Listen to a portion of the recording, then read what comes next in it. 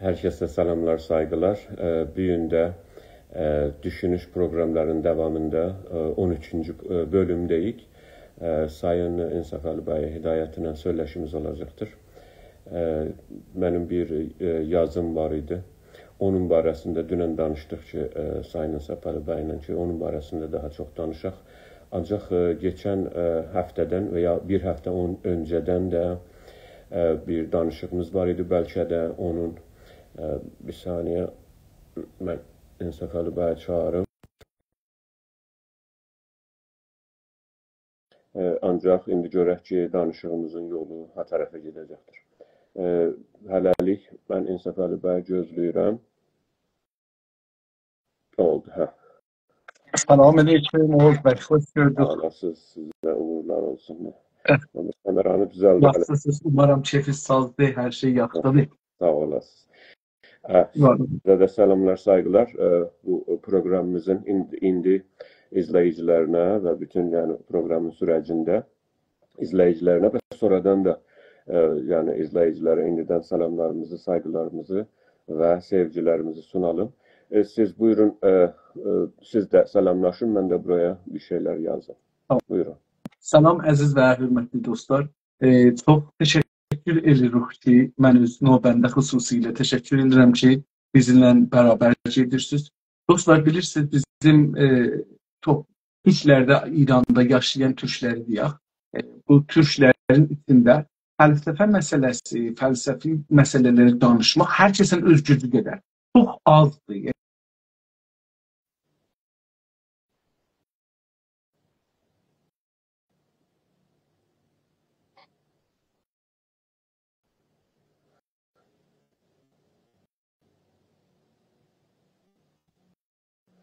Ben sizin səsinizi eşitmirəm İnsaf Əlibəyə. Dayandı, yəni görüntünüz də dayandı. Ola bilər ki, yəni bizim burada bu taraftan ola ya o taraftan ola. Yəni sizin görüntünüz dayanıb danışa bilirsiniz. Səsiniz də gəldi.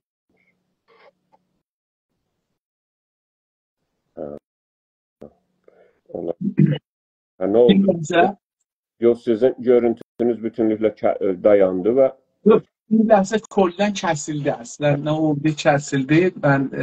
Oldu, siz bir daha... Selamünaleyküm, əziz və hörmətli dostlar. Çox təşəkkür edirəm öz növbəmdə xüsusilə ki, bizlə bu programa qoşulursunuz. Hər zaman bu videonu görsəz, bizim hörmətimizi qəbul edin, saygılarımızı qəbul edin.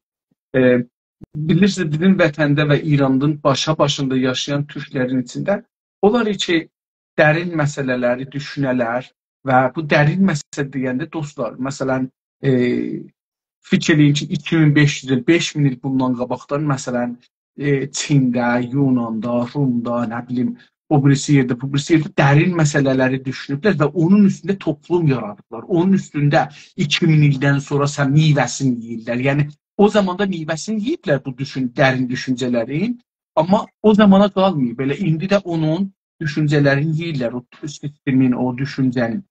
Biz də bizim içimizdə Azərbaycanlılar və Türklərin içindəki İranda yaşırlar, çox az adam var ki, online olaraq, canlı olaraq bizə taib, biz ikimizə taib, gəlsin desin ki, ağa, biz belə düşünürük. Biz bu konuda belə düşünürük. Çox ya fərqli, ya aşağı, ya yuxarı. Yəni adamlar özlərinin düşüncələrinə görə, elmlərinə görə, təcrübələrinə görə, mütaliələrinə görə, yaşamlarına görə, olduğu yerlərə görə bizi qəzavət edə bilərlər. Ya bizdən yaxşı, bizdən dalı, bizlə bərabər düşünə bilərlər. Bu çox gözəl bir şeydir ki, bu iş görünə.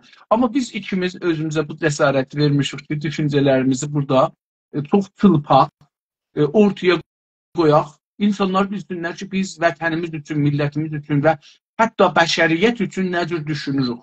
O, məncə bir cəsarətdir bizim tərəfimizdən, bunu eləyirik. Umarım ki, dostlar qoşulsunlar və düşüncələrin, bu hətta yazsınlar, kitaba çevirsinlər, bizi nəqd eləsinlər, o birikləri nəqd eləsinlər. Ortadan vətənimiz üçün və millətimiz üçün həm bu nəsli ki, indi yaşır, həm nəslər ki, gələcək minlər ildə, milyonlar ildə torpaqlarımızda yaşayacaqlar. Onlar üçün bir yol cızmağa başlayaq. görsədək ki, yaxşı, bu yolla geçsək filan olacaq. Məsələn, biz bəlkə gələcəkdə xoşbəxtlik nədir? Eşq nədir? Yaşam nədir? Nədir yaşamaq? Yaxşı, pis nədir? Əslində, yaxşı dediyimiz nədir? Pis dediyimiz nədir? O cümlədən qudrət nədir dostlar? Güc nədir? Biz bunu geçən həftədən Oğuz cənabları ilə başladıq danışmağa ki, güc nədir?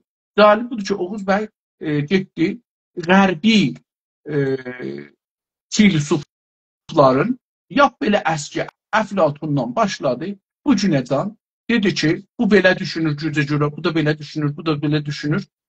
Biz də onun üstündə bəhs elədik.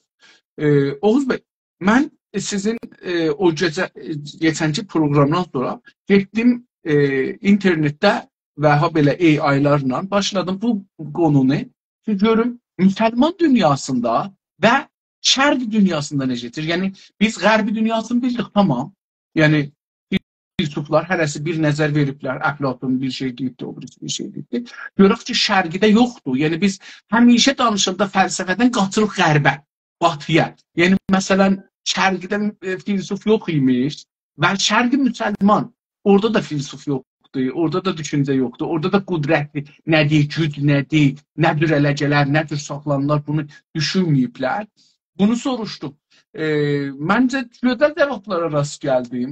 Bundan belə ki, mən inanıram ki, hələ feylən xüsusən müsəlman şərqin kitabları, düşüncələri, hələ xüsusən türklərin düşüncələri şeyə gəlməyibdir. AI-ın əlinə gəlməyib. Yəni, hələ bizlər o yerə yetişməmişik.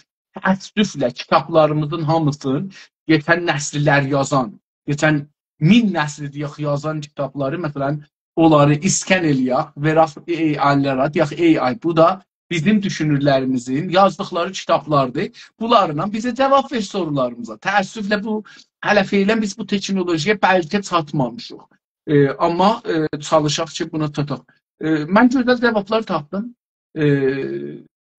Bəlkə bizim bugünkü ehtiyacımıza Oğuz bəy cavab verə ya verməyə.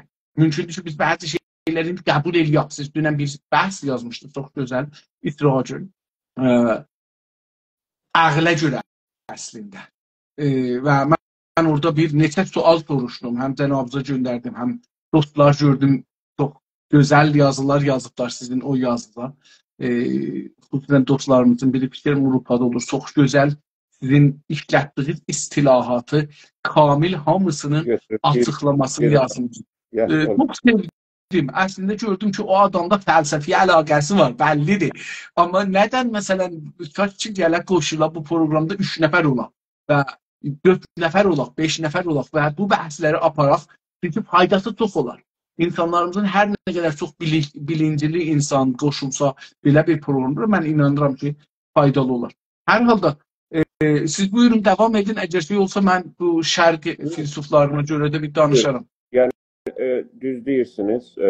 Bu ki, dünyada indi doğuda olan və hətta müsəlman doğuda olan düşünürlərin düşüncələri daha çox yaygın deyil dünyada. Çünki elə bu həmən o güc mekanizmasını göstərir.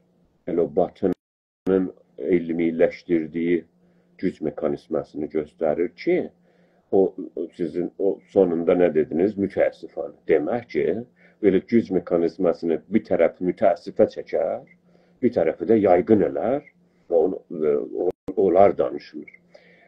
Və elə onu göstərir. O ki, müsəlman dünyasının sözdə düşünürləri və ya doğunun düşünürlərinin düşüncələri danışılmır dünyada çox var. Yəni, Beyruni var, Xəldun var, bunların düşünürləri var və hətta müasir zamanda da düşünürlər var. Ancaq bu həmən o güc mekanizmasını göstərir ki, bu onun o qədər gücü yoxdur. Çünki gücdür ki, düşüncəni gətirər, ortaya qoyar. Bu elə onu göstərir, sizin deyiniz. O orada məsələsini bir şeydir ki, daha da çox danışacaq. Bir də yaxşı və deyirsiniz, hər halda iyi və kötü nedir? Onu da bir gün zaman olar, umarım danışarıq. bir saatlıq məsələ deyil, çox-çox ağır məbhəslərdir bunlar. Ancaq mən o yazımla ilgili, ən son yazımla ilgili, mən də yazıda, hətta yazının formatında, onun o cümlələrinin düzəlməsində mən də yapay zəkadan yardım alaram, mən şəxsən. Çünki mən inanıram ki, adam hər şeydən ki, eləyə bilir onu, düşüncəsini yaxçılaşdıra, yaxçı onu ifa edə, onu kullanmalıdır. Bəziləri bunu qorxa bilərlər bundan, çəkilə bilərlər bundan. Məsələ deyə bilərlər ki, filan kəs hər şey daktilo, o yazı makinesi var ya, daktilo, əski zaman, keyboard. Daktilo işlədir, məsələ namələrini yazmağa, ya kitabını yazmağa, gərək əl yazısını. Düşünün ki, o zamanki daktilo icad olundu. Aynı indiki AI kimi, indiki yapay zeka kimi millətin ona dirənişi var idi. Çünki insanlar normalda o rahatlığa, tembelliyə və qaranlığa və elə, yəni daha rahat olmağa tərəf söykənərlər. Yenilik onları rahatsız elər. Üstün düşüncələr normal insanları toplum olaraq rahatsız edər. Birinci daktilo ki çıxdı, onun əleyhinə çoxlu yazılar var ki, insan əli ilə qələmi davata soxar, beləsinə, cövhərə, ondan yazar. Olmaz ki, bu nədir bu böyle barmaqları ilə? Və indi həmən çeşit adamlar ki, cəhalətin tembelliyində çox sevərlər, yatsınlar tarix boyu və insanlığın hər zaman mənim təşbih elədiyim şey bir xoruza bənzər. Mənim təşbihim xoruza bənzəyir ki, bizim bir xoruzumuz var idi. Bu uşaqları dövürdü, duvarlarda filan da gəzirdi. Hər kəsi dövürdü bu xoruz. Bunu gətirdi, yəni bizim ailədə o zaman mən uşağıdım. Gətirdilər bunun ayağına bir dənə ayaqqabı, başmaq bağladılar. Bu elə bu başmaqla orada sürünürdü həyətdə da. Ya çünki nə uşaqları dimdikləyə bilirdi, vururdu o biri heyvanları və qonşu ilə bax bu hər kəsi dövürdü yəni bu. Hər kəs bunun əlindən amana gəlmişdi. Normal insanların da beynində o başmaq bağlanıbdır. O elə başmaqla bütün ömrü sürünər normal insanlar. Çünki onlar hər zaman o başmaq nedir? Onların istəkləridir, onların ehtiyaclarıdır, o yeməkləridir, yatmaqlarıdır. O Farsçada quşəyə dinc, o dinc bir köşə olsun, orada yesin, heyvan kimi yatsın və künci afiyyətdə yaşasın. O başmaqla sürünərlər bir ömür və gedərlər. Çox da normaldır. Yəni, bütün sürü, millət ölədir.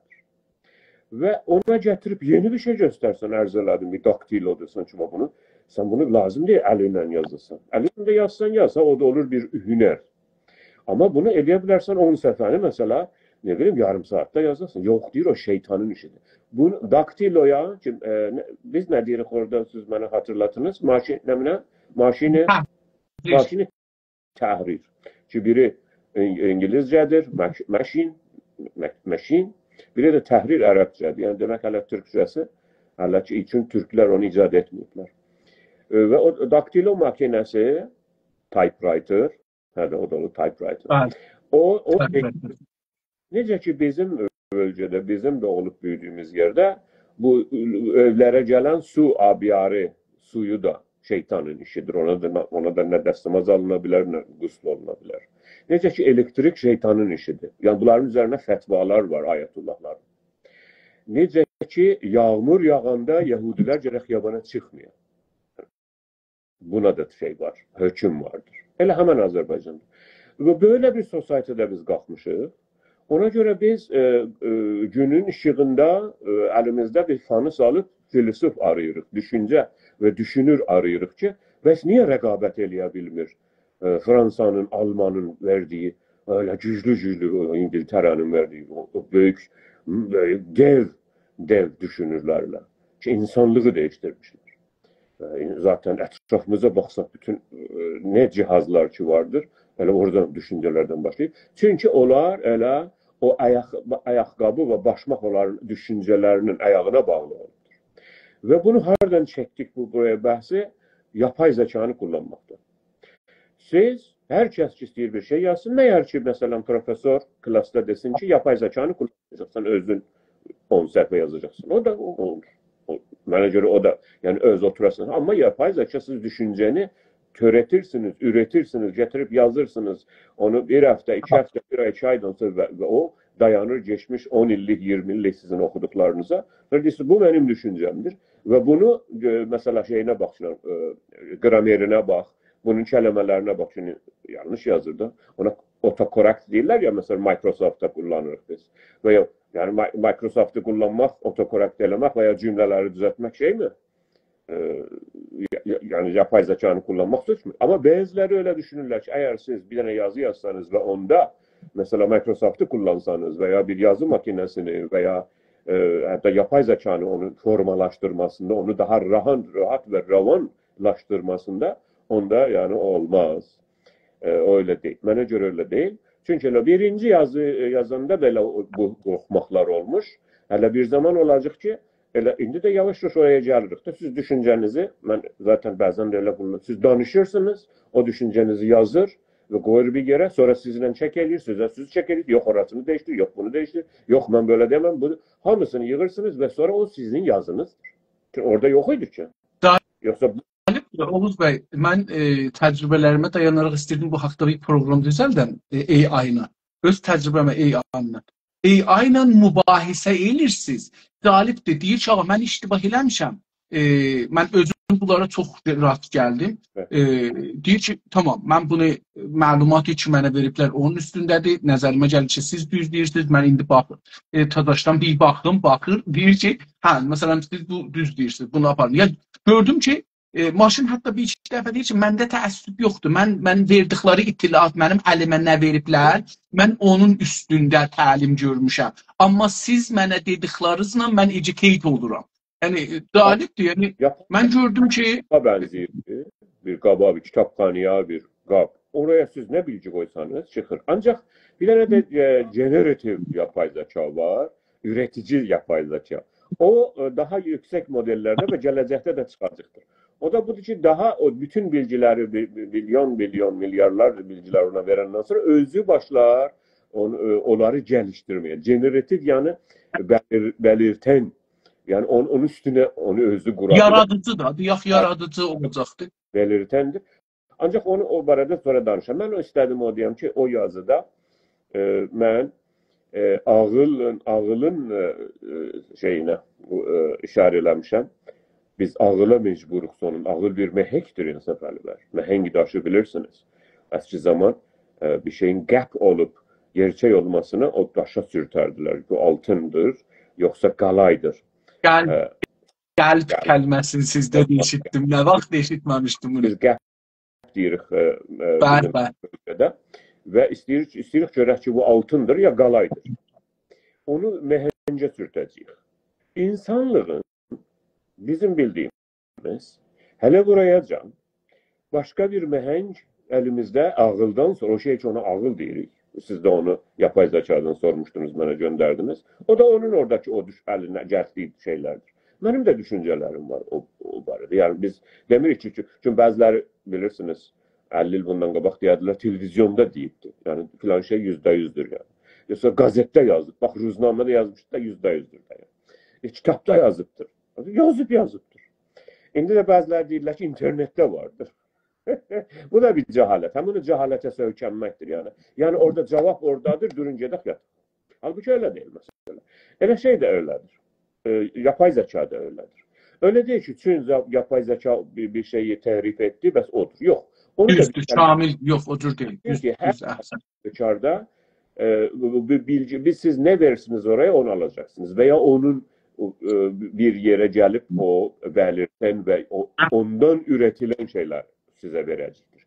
Başka yerden olmayacaktır. Ve bizim, ben sözü size bırakayım, bizim elimizde bu ağıldan sonra, o şey ki ona biz ağıl deyirik, onun Türkçesi ustur. Ondan öte bizim elimizde bir mehek yoktur. Bizim bir ofis yoktur. Mesela Allah'ın ofisi ya mesela ne bileyim bir yerin ofisi diyerek ki filan şey gerçektir ya yok, doğrudur ya yok, bu necedir. Böyle bir şey elimizde yoktur ve her kəsdə İnsaf Əli bəy her kəs də böyle bir iddiada bulunsa, böyle bir iddiası olsa ki, gerçeği bilir veya gerçeğe bir türlü eli yetişir, dəstürəsi vardır, o şarlatandır, o sahtekardır ve yalancıdır. Çünkü onu başka yazıda da yazmışıq ki, gerçeğin zemini o kadar oynağan ve qayğandır. Gerçek şeyin, vaqiiyyət deyilən şeyin. Ki heç kimsə, hələ qala ki, gerçeğin özü diye bir şey yoktur ki, heç. Bizim içimizde daha çok var da bu en geri kalmış milletlerde gerçeği çok bilərlər. Yani gerçeği yapışarlar, hak, hu bildiler de bu Allah'a bağlamış ve özüyle rabitəsi var. Allah'la da demiştir ki, gər be xudayı rəsi. Özüne de gelmiş, Allah'lığa da yetişmiş, enel hakkı demiş ve bitmiş bu mesele. Ona göre ben cümlemi böyle bitireyim ki, herkes öyle zannetse ki, gerçeği bilir, vaqiyyəti ve hakikati bilir veya bir türlü ona eli yetişir, onu biz şarlatan elan edirik, onu yalancı elan edirik ve milletleri, insanları aldatan elan edirik. Çünkü əqil məhənkinə her şeyi vurandan sonra onun o yaprakları, budakları hamısı tökülür. Çünkü əqil məhənki bizim standartımızdır. Ondan öte de bir şey biz tanımırıq. Buyurun. Çox sağ olun. Teşekkür ederim. Çok güzel bu ağıl meselesi, ağıl əslən özü nədir? Məsələn, o yadınızda olsa AI'dan aldığında tarif edib ağlı, o şey ki biz düşünürük, o deyil. O şey ki, məsələn, İslam filosofları hətta məsələn, geçən 1500 ildə deyiblər, 1450 ildə deyiblər. Hələ 100 ili, son 100 ili danışmıram. O, məsələn, geçən 100 ildən öncə, Qacar dövründən qabağa ediblər. Onlarda əqlidən bir tərif veriblər. Əslən, indi o tərifi qəbul eləmir. Məsələn, AI'da bu gələn şeylər bəllidir ki, onlar çox, məsələn, İslamda bir ayrıdır baxıblar qəziyyəyə. O zamanlarda sizdə o əqil məsələsini ki, yazdı, orada buna gözəl işarə eləmişsiniz. Sevdim o məqaləsi. Dünən özünüzə dərs elədim. Ciddən sevdim. Gözəl düşüncə ortaya qoymuşsunuz. Və mən düşünməmişdim o cürsi. O cürsi düşünməmişdim. Elə birinci dəfə demək olar ki, sizin o məqaləsi oxuyandan sonra mən latincədir, latin əlifbası ilə yazmışsınız. Amma mən onu oxudum.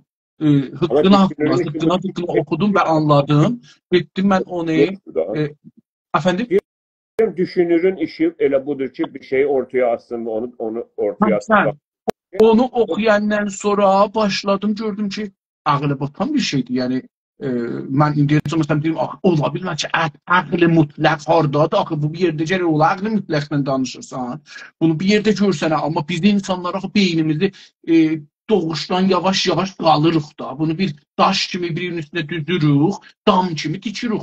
Sonunda da öləndə də bu özümüzdən çıxıcıdır. Bu ağıl hardadır? Bəs bizdən eşikdə bir yer vardır ki, bu ağıl orada zindanidir, gərək biri gedə ata, o da gərək bir molla ola, ya da gərək bir dana filosof ola. Ki, məsələn, dərs oxumuş olsa, deyirik, bu, məsələn, şeydir. Hər halda da, ancaq cənabızla danışırdı, ya axirlərdə, elə qorxurdum ki, heç yetişməyəm sizin. Dedim ki,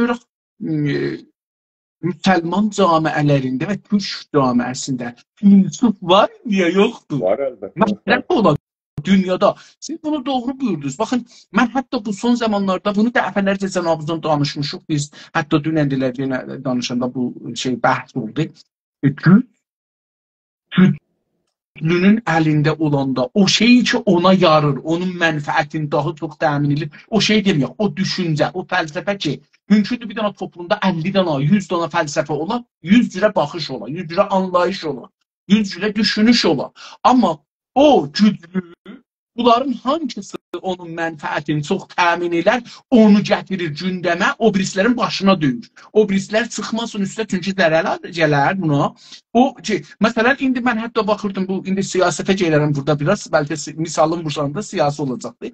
Amma vaqiqiyyət budur. Yəni, məsələn, bu nədir, Trump iş üstə gələndən deyir ki, mən bu elektrik maşınları qabağını alacağım, çox mexaniklərin üstündə geçsin, benzinin üstündə geçsin, bulan bərqi ilə işləməyənlərin üstündə çox gedəcəkdir, deyirdi, belə bir şey deyirdi. Ya məsələn, yadıma gəlir, bir zaman gramofon yadınıza gəlir Oğuz bəy, o səfəsi var idi, belə qoyurdular, bir dəqiqə idi, oxuyurdu məsələn, hər kəs də istəyirdi külah qoysun, bir dana ondan alırdı ki, yəni mənim bundan var, zəhli soğut məsələn almırdı. Baxın, CD bu günləri onun nəvəsidir. Elə o qramofonun nəvəsi, hətta nəvəsi dəyişir, elə oğludur. Yəni gərək o səsdən sonra geri keçirdi elə buna.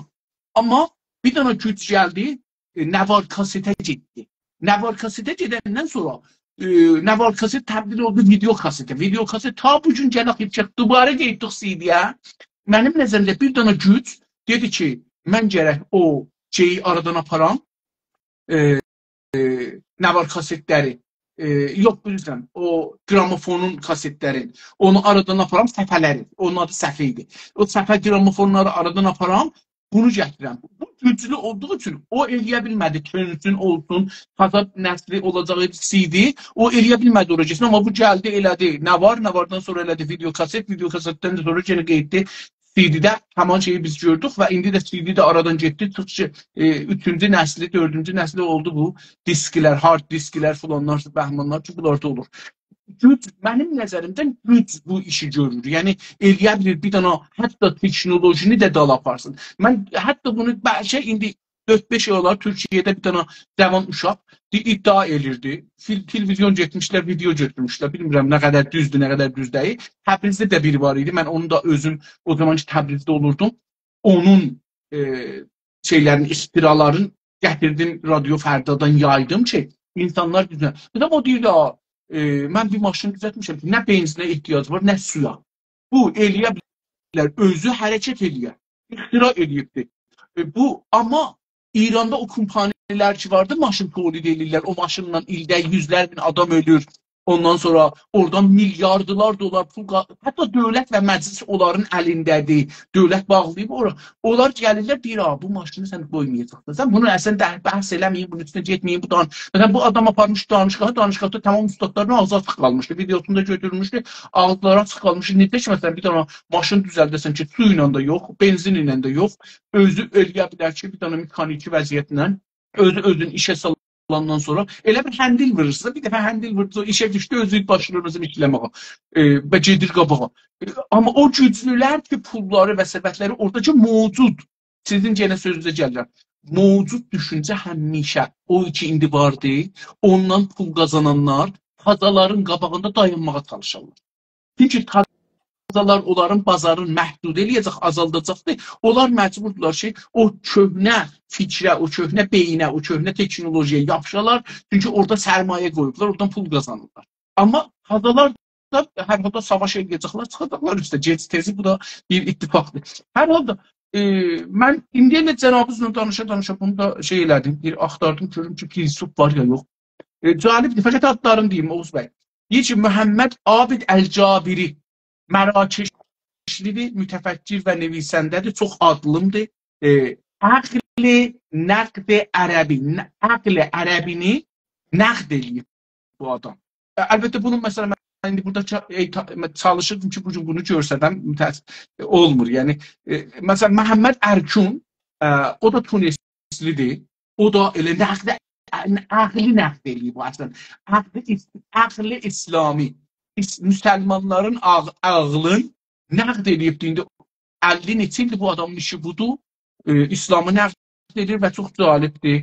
Həsən Hənəfi, Misrilidir, filsufdur. O da əndişə-i dini, düşüncə, din əsaslı düşüncələri dünya-i moderndə və İslamı şey edir, nəqd edir. Yəni, çoxdur. Mən indi burada baxıram, görürüm, bunların içində bir türk olan ki, əgər eləyə bilsəm tapam, yazmayıbdır, mütəəssifanə, bunların hansısı türkdür. Məsələn, Nurgin Topçu, Məcid Gökbürk, Həsənəli Yolcul, Ayna Kütray.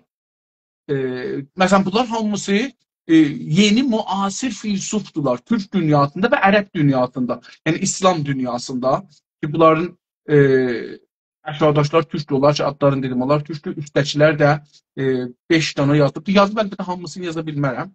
Amma məsələn, bunlardan, mən bu günləri bunları gördüm, bunlardan da soruşacağım ki, bunların qüdrəti, gücü nə düşünürlər? Amma əgər indi icazə buyursanız, mən qeysaq, o güc məsələsində qeysaq, mən şeydən soruşdum ki, AI-dan soruşdum ki, bu yapay zekadan soruşdum ki, şərq dünyasında, müsəlman və qeyri-müsəlman dünyasında gücü nə düşünürlər?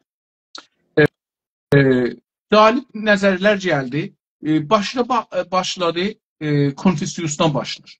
Deyir ki, Konfüsiyusda qudrət-i nizami ordu gücü çox mühüm. Güc yəni ordu gücü. Çünki siz ondan eləyə bilirsiniz, qələbə eləyəsiniz o birisi insanlara, ya onların qələbəsinin qabağını alasınız, onlara zəfər tutasınız, ya zəfər şey olar. Ondan sonra onların hər şeylərin əlinizə, canların belə əlinizə keçirdə bilirsiniz. Malların əlinizə keçirdə, topraqların əlinizə keçirdə, mədənlərin, hər şeylərin əlinizə keçirdə bilirsiniz və beləliklə eləyə bilirsiniz ki, şey olar. Amma deyir ki, ondan sonra fəzilət gücüdür. Ki, fəzilət deyir ki, millət, insanların o ordu gücü zorlanan insanları müti elir. Fəzilət olan insanda insanlar özləri düşürlər bu insanın arxasından. Əgər bu insan fazil bir insan ola, özdə hakim ola, daha çox şey olar, təbii qüdrət edirlər. Deyir, bu təbiidir və qüdrəti də məşru edir, əxlaq kimi olur toplumda. Ondan sonra soruşdum ki, fəzilət nədir? Sən fəzilət deyirsən, bu fəzilətdən nə anlamda alaq? Biz məsələn, fəzilət nədir? Əlbəttə, Konfüsiyusun baxışında fəzilətinə tərif edildi. Ona da gözəl bəhs atıbdı, 6 dana, 7 dana kriteriya gətiribdi, müşəxsəsə gətiribdi ki, bunlar olsa fəzilət hesab olur. Onlardan biri nədir? İnsan sevmaqdır, insanları sevmaqdır. Onlarla ürək bir olmaqdır, onlara məhəbbət göstərməkdir, budur. Ondan sonra adab-ı ədəbdir. Adab-ı ədəb nədir? Riayət-i mənasik. Gəlcəkdə nədir oturub duracaqsan o birislərlə, nədir danışacaqsan, onlardır. Düzlük və ədalət. Bu da üçüncü kriteriyadır ki, fəzilət hesab olur. Yəni, bir adamda düz olsa, bu adam və ədalət axtarsa, ədalət də o ya öz inancının əsasında bir bu çərçivə vardır, bu mənim zərəlimə də olsa ədalətdir, xeyrimə də olsa. Da dəyişdirmir, o standarda adamlara görə dəyişdirmir. Ya da ki, o qanun ya din onun əsasında deyir ki, bu mənim zərəlimə də olsa, xeyrimə də olsa, əgər bu cürsə, amma bəzən bilirik ki, dinlərdə, ideolojilərdə hər kəs tərəfdar olsa, o dahi yaxındır, ona bir imtiyazlar verilir, orada ədalət pozulur məncə. Ondan sonra deyir ki, bilginlik və bilicilik, bu da fəzilətin bir tərəfisidir və ən sonunda düzlük və vəfadarlıq. Bunlar fəzilət hesab olur. Bunlarla gəlir, fəziləti artır, əlbəttə davamı vardır. Laetiqdə də deyir ki, qudrət-i həqiqi tano bilir. Adını qoyur tano. Deyir ki, bu da təbiidir, qeyri-təhmilidir. Yəni, qeyri-təhmili və yumuşaq gücdür. Buna deyir ki, o ya həqiqi qudrət. Gərək bu yəni, beləsi deyim, bir adamlar vardır ki, dövlətdə deyirlər, orduları da yoxdur. Amma, məsələn, fətva verə bilir. İnsanlar gedirlər bunun düşüncəsi yolunda.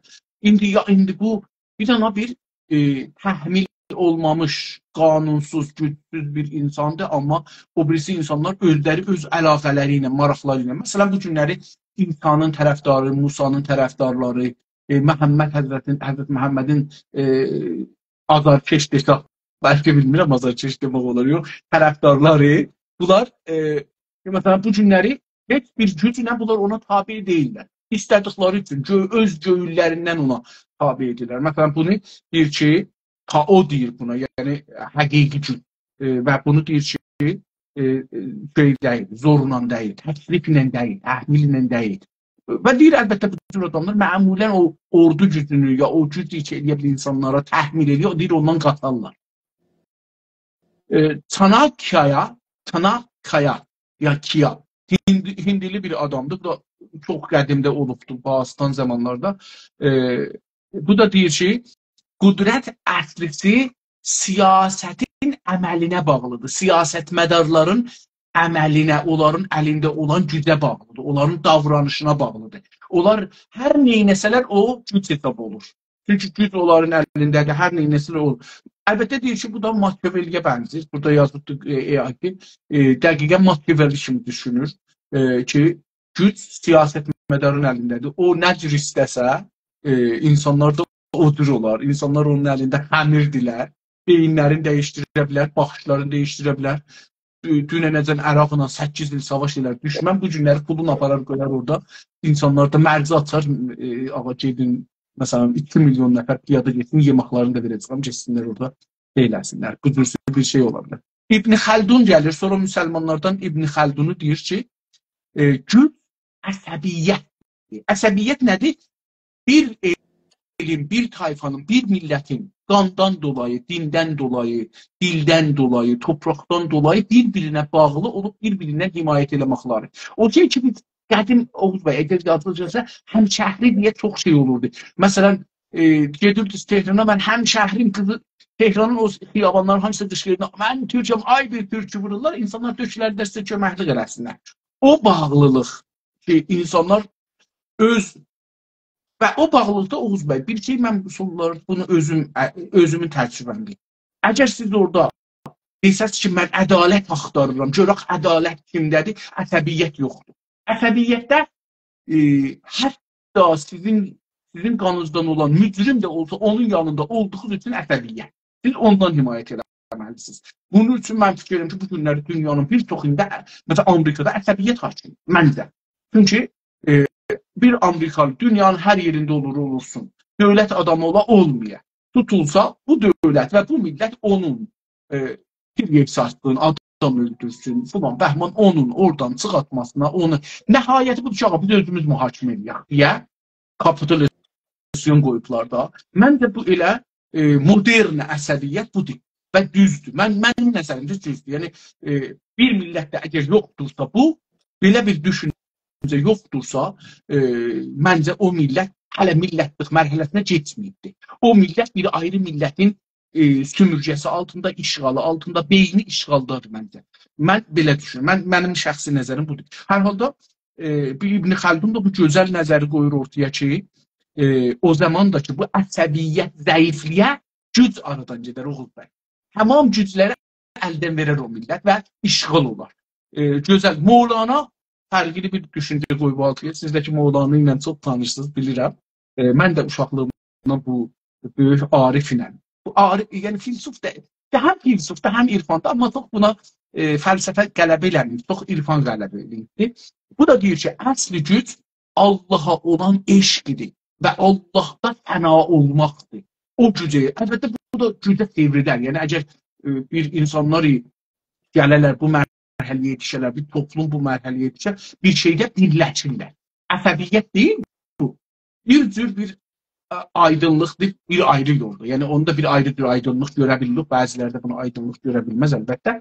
Hər halda bu adam deyir ki, eşikdəki güclər, yəni o şey ki, Allahdan qıraqdır, Allaha inanmaqdan, Allah yolunda çalışmaqdan ıraqdır. Bu iraq olanlar deyir ki, bunlar getdi güclülər, gedi tezi aradan gedərlər, ya topalarlar, ya azallarlar, nəvəsandadırlar hər halda.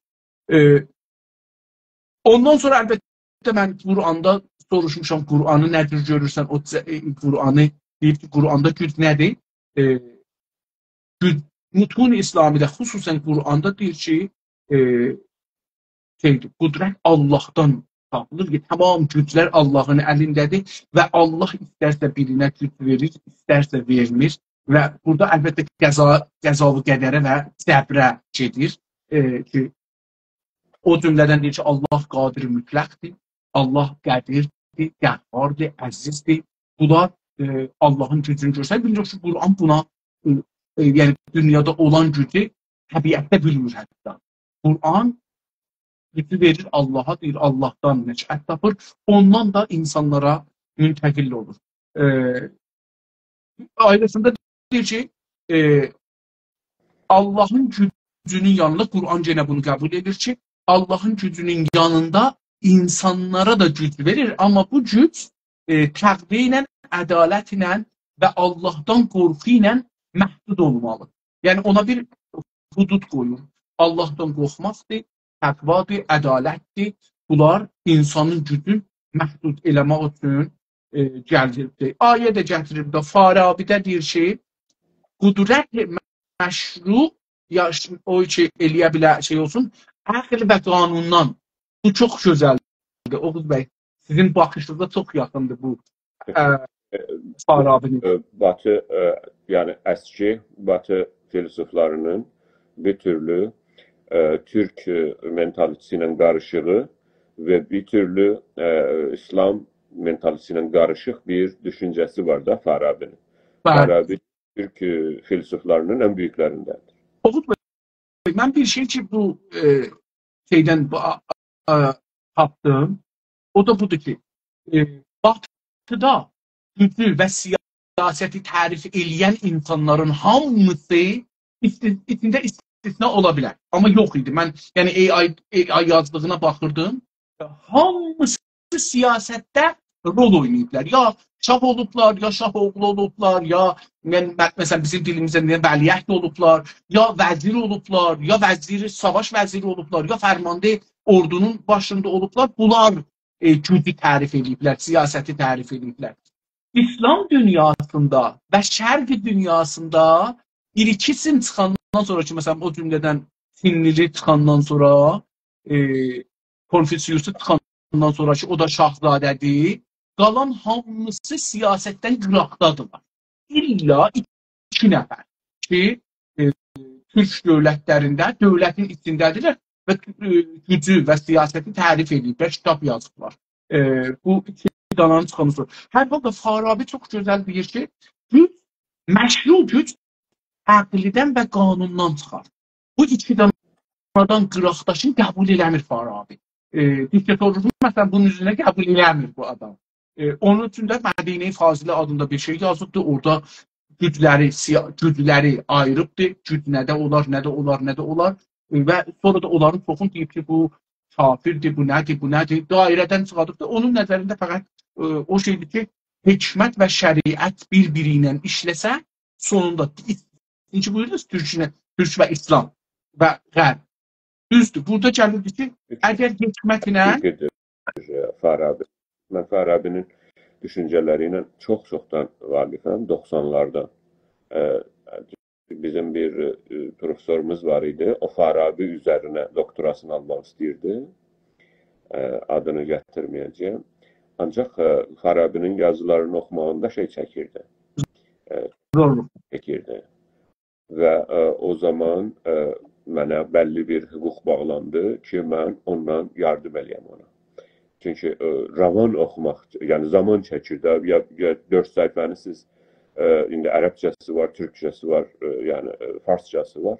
4 sayfəni görə bir gündə oxuyasınız, 40 sayfəni bir gündə oxuyasınız, o da istəyir işini görsün və mən öyle bir yardımda o zaman, yəni birinci olarak təbii ki eşitmişdim mən Farabini öncədən, o yəni belə ortaokulda da belə nəzəri oxuyanda da. Ancaq akademik olarak mən o zamandan aşina oldum, 90'lardan, 92-93'ten. Və sonra mən özüm də buna, nə deyirlər, dedim ki, çox maraqlandım ki, nədir bu, kimdir bu? Çünki biz hər zaman bunları İrani filosoflar, Fars olarak, Abu Ali Sina'dır, budur, Beyruni'dir, bunlardır. Əlbəttə sonralar mən anladım ki, bunlar hamısı yalanımış. Hamısı öyle. İlzamen öyle değil. Yani bir de Türk filosof diye bir şey yoktur yani. Fars filosof diye bir şey yok. Filosof filosoftur. Ve o Türk değil. Ama bu Farslar getirirler onu, yapıştırırlar oraya ki İrani filosof. İrani filosof diye bir şey yoktur. Frans filosof diye bir şey yoktur. Düşünce sahipleri vardır. Bilim sahipleri vardır. Düşünce vardı, Alman düşünceli vardı. Anlıyorum ama o olur o mektep. Alman felsefesi olur mektep. O Alman milletine ait değil. Açıkça Nietzsche diyor ki ben azcığım yarın. Ben bu milletten değilim. Yani ve öbürler de o diyende onun mektebini değildir. Ona, ama bizim tarafa o siyasileştirmişler bunları. Ona göre filosof İrani, alim İrani, mesela Cabir ibn Hayyan, ne bileyim, Ebu Ali Sina, ne bileyim, onlar iş hamısı bunları onu öldürüpler. Şeyh Şahabettin Şəbistərim, üz istəyirəm, Söhrəvərdiyim barəsində yazmışam. Fəlsəfə-i İşraq. İran bu ki, adam Söhrəvərdlidir. Ondan sonra öbürü Güya Şəms Təbrizli deyilən adam Xoyludur Güya. Veya Celalettin sizin Mövlana dediğiniz adam açıkça bellidir, haralıdır ve harada yaşayıbdır. Herhalde bunlar demək istəyirəm ki, mən Farabi'nin böyle aşina oldum ve çok onun düşüncelerine onu ve İbn Haldun'a yani en başta benim doğuda ve Müslüman hatta dünya doğusunda biraz önce dedim. Ben sayabilsem eskilerden, modernlerden çok var. Modernlerden çok var. Arap dünyasında çok güçlü filozoflar ve öyle Türk dünyasında hatta İran'da da başka yerlerde de var. Müslüman tarafında. Ancak eskilerden tabii ki İbn Haldun ve Farabi en yüksek yerlerdedir. Ve Ebu Ali Sina. Ebu Ali Sina'nın da nəzəri Farabiyə yaxındır. Buyurun. Yəni, bu da deyir ki, hükümət gərək əqlinlə vəhd üstünə. Hükümətdən danışır, çünki hüküməti mərkəzi güc bilir. Efendim? Kiminki? İbn Sina. İbn Sina. İbn Sina bir de buna da bir tane serial düzəldiblər Türkiyədə. Çox gözəldir, amma təəssüflə baxmaq olmur, hamı baxa bilmir. Çünki gərək pul verib baxasınız buna. Amma orada bu adamı çox gözəl təsvirə çəkiblər. Mən bir-iki bölümünü görmüşəm. Çox gözəl işləyiblər, görməli. Hər halda, ki, hər halda bilirsiniz də müsəlmandırlar bunlar. Birincisi budur ki, bunlar müsəlmandırlar. O müsəlmançılıq... Problem budur ki, müsəlman deyirlər. Yani biz bunları deyirik, mesela Razi. Ondan sonra deyirik ki, yani Razi en tanınmışlarındandır. Veya öyle Beyruni, veya öyle Abdülali Sina ki, onu danışırıq, veya Farabi. Biz bunlara, yani düzdür ki, ahirde getirip öyle bir yerde cəm eyirik bunları. Yani İngilizce'de deyirik ki, Islamic philosophy, Müslüman filozoflar veya alimler yani. Halbuki, yani özlerine, hayatlarına bakanda görürük ki, elə İslam alimləri aynı zamanda ki, bunlar yaşayıblar, İslamın böyük müftiləri. Bunları tekfir eləmişlər. Demişlər ki, bunlar Müslüman... Mühlələr var burada, o cür deyək ki, hamısı tekfir edib. Bir de başka İslami alim olmalıyıq ki, biz. Ki, deyək ki, biz o müftiləri, sözlərini nəqz edirik və Ebu Ali Sina kafir deyil. İbn Haldun... İndi onu beləsi deyək da... hayat sürecinde onu tekfir etmişler. İslami baxışda bir dənə məktəb yoxdur. 10-15 dənə məktəb vardı. Onlardan biri də fiqhdir. Yəni məktəblər, müxtəlif məktəblər vardı. İnsanların, yaşamların və düşüncələrin əllərini alıb aparmaq üçün. Biri də şəriət deyəndə, yəni fiqh deyək. Bunların bəziləri çıxıblar, müxalif çıxıblar. Bəli. Yəni bunlar bir-birlərin fətva veriblər. Amma məsələn deyək, Mü'təzilə İslamda böyük bir məktəbi fikridir. Yəni bu günlərdə düşüncə fikrinin İslamda düşüncə fikrinin payalarından biri Mü'təzilədir. Bəzən hətta tərəfdarlara hakimiyyətə gəliblər, bəzən də hakimiyyətdən həzf olublar, qətlam olublar. Yəni bu olubdur ki, bir nehlə-i fikri, bir fikrin tərəfdarları işə gələndə o birisinə çətin tutublar, ya o birisinə fətva veriblər. Bu bundan anlamında deyil ki, yox olubdur, ya məsələn deyiblər, yox qəbul. Amma adamlar var, yəni içində şəxsiyyətlər var ki, bir fikirləri qəbul. Elə indi də o cürdür. Yəni bu günlərdə siz Təbrizə getsəz, ya Tehrana getsəz, ya Məşhədə getsəz, ya Quma getsəz, ya Kərbəliyə getsəz, bəzi filozofları, hətta mən sonra bu zamanlarda gördüm, bax, deyir ki, bunun kitablarının əlizlə götürsəz, əlizi gerekəcək qusl eləyəsiz. Belə bir düşüncələr var, yəni. Bayaqları dedim, bunlar sənət ilə də müxalifdirlər, bərq ilə də, suyu ilə də, nə bilim, maşın ilə də, hər şey. Mən müsaade edin, mən də o görüşümü deyim. Müsəlman filosof demək, bu kələməni, bu sözü düzəltmək yanlışdır. Çünki birinci bu ki, İslam fəlsəfə ilə uyuşmaz. Çünki fəlsəfə insanı düşünməyə dəvət edər. Halbuki İslam düşüncəsi, İslam varlığı və bütün talimi düşüncəyə dəvət etməz. Fəlsəfə dünyevi bir bəhsidir. Fəlsəfə insanın bugününü və yarınını getirmək istər. Yəni, ona görə Hristiyan filosof demək yanlışdır. Yahudi filosof demək yanlışdır. Və Budist hətta demək. Fərq eləməz. Filosof bizə görə filosof düşünürdü. O düşünüş sahibidir, bir düşünüşü yürütmüş. Onu yürütmüş ve geliştirmiş. Demiş ki ben bu düşüncəni koymuşam oraya. Ve olabilir ki 500 yılda onun düşüncesine baş vermemişler. 500 yıldan sonra demişler ha filancasının düşüncesinde filan değerli şey var. Veya hiç zaman derde değmemiş. Veya çok da beter meşhur olmuş. Mesela en çok filosof diyende kimin adı herkesin ağlına gələr bilirsiniz. Əflatun, ne bileyim halbuki. Karl Popper de büyük filosoftur. Lap düzü yani. Mesela budur ki dünyada en çok filosof diyende kim Farabi'ni demezler. Yani cennet. O önemli değil.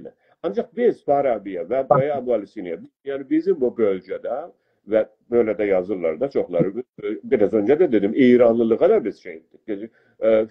Farsçada okuyorlar ki filosofan-ı İrani, mütefekkiran-ı İrani, filosofan-ı Müslüman öyle bir şey yoktur. Yani Islamic philosophers diye İslami filosoflar ben onun manasını bilmiyorum ki ne demek Müslüman filosofu.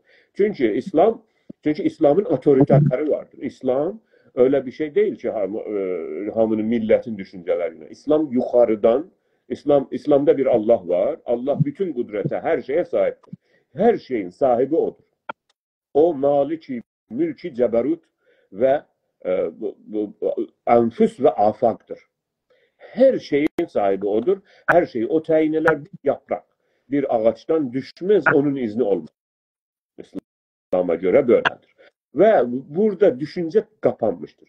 İslam'da ve İslam'da hirami bir şeydir. Allah'tan gelir, sonra Allah'ın gölgeleri, züllullahlar, ayetullahlar başlar ve ya olsun, ya mütezilesi olsun, ya Şiye, Gali Şiyesi olsun, fark edemez.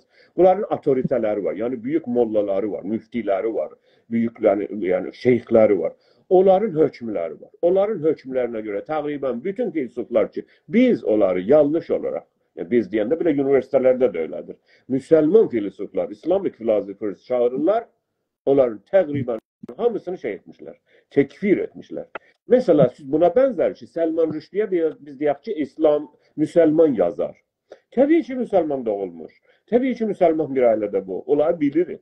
Biz de bilirik Ebu Ali Sina bir Müslüman ailede. Adı da Ali'dir.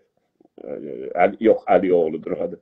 Ebu Ali'dir. Herhalde mesela budur ki biz onu bilirik. Onu bilende o onu şey etmez. Düşünün ki dünyada mesela bir tanınmış bir ilim yerinde mesela Sırnı'da birisi orada çalışır. Mesela Budist ailede büyük yani. Biz ona diye hey Budist alim. Öyle değil. Ben istedim bu markaları bunların üstünden götürək. Bu düşünür. Çünkü o düşünür onu demir. Ebu Ali Sina demir ben Müslümana. Problem budur.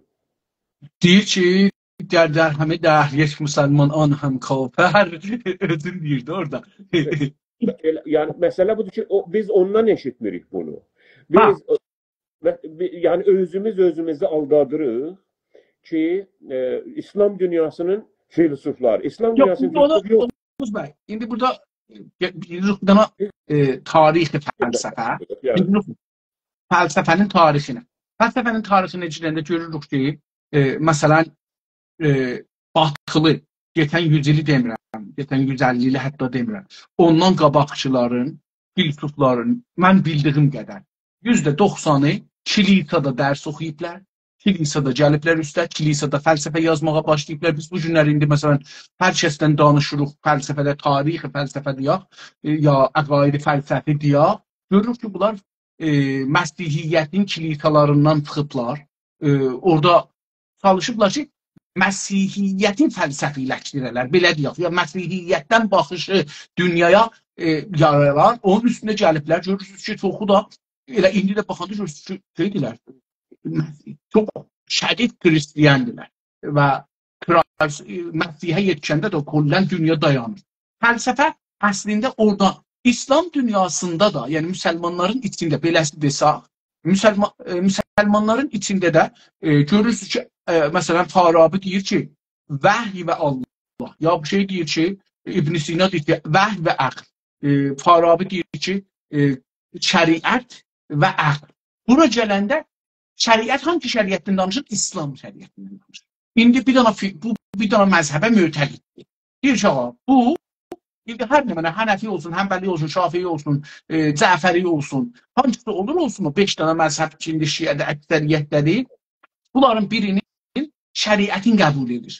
Bir cavab, mən bu çərçivədə və əqli də buna hakim eləyərək görürəm gücü. Məsələn, ya siyasəti. Məsələn, Farabi o Mədini Fazilədə oturur ki, deyir, şəhərlər nədir olmadı, Mədinə, neçə cürə Mədinə vardı. Bunlar oturur məğz-i mütləqdən. Yəni, yoxdur dünyada o tür bir şəhər. Amma orada onu zehnində yaradır. Bir ağa zehnimizdə yaradırıq, ona deyir ki, mənə, vücud-i zehni. Vücud-i zehnini yaradır ki, bu zehnimizdə vardır, belə bir şey ola bilər. Necə ki, məsələn, Əflatundur, ya hansıdır, cumhuriləri yaradır da, neçə dana hökumət yaradır, biri də olur cumhuri, məsələn, zehnində yaradır, eşikdə yoxdur. Yox. İbn Sina da deyir ki, vəhy və əql. Vəhy deyəndə hangi vəhyidən danışır? Qaidətən Qur'andan danışır. Yəni, indi Qur'anın deyək ki, nə qədərsin əql də bilir, ya vəhyi bilir, nə qədərsin bilmir, orasını danışmır. Çünki, məsələn, mütəqid dilər ki, Qur'an əl apar. Ya bəzi yerləri siz də indi işarə edirsə, əqlilə cür gəlir, ya cür gəlmir. Mənim nəsərimə, məsələn, bəzi yerdə İslam, məsələn, əfələ təbirun, əfələ təqilun, əfələ filan, bunlarda əqlə təşviq edilir. Amma bəzi yerdə var, deyir ki, məsələn, sizdən sual elərlər ruhdan, deyin ki, ruh Allahın əmridir, siz baş tapasınız, özdə cavab vermir nədir. Yəni, bu cür bir şeylər var. Yəni, Ərəbcədə efendim? Əqlin Ərəbcədə anlamını bilir misiniz? Heç diqqət eləməmişəm ki, baxım görüm ki, zehnimə soruşdunuz, bilmirəm, gəlmir ki, bilirəm, yox. Əql...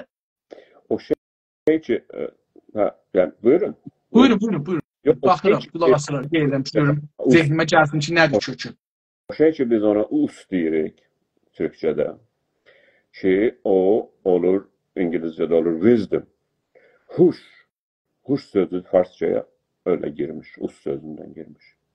O şey ki, biz ona düşüncə deyirik, o şey ki, biz ona us deyirik, o Ərəbcədə nə olur? Ağıl.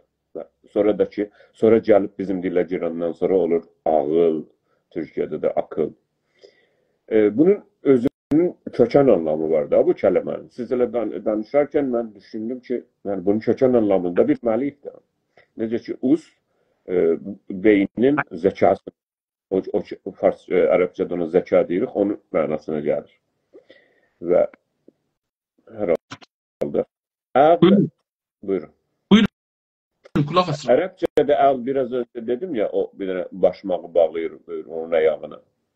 O anlamına gəlir. Yəni bir şeyi bağlamaq. Yəni bir şeyi temkinleştirmek. Ve her halükarda bunun en köken anlamı o zaman ki bu dil gelişirmiş, İslam'la alakası yoktur. Veya sizin dediğiniz Kur'an'ın ki orada soruşur ki bazı yerlerde soruşur, niye ağıl eləmirsiniz, niye ağlı kullanmırsınız? Əfəlat ağılı. Ben onu yalnız istedim diyem, çünkü bir fırsat olsa ki mən də o düşüncəmi bu barədə deyəm, illa da ki, ağıl barəsində.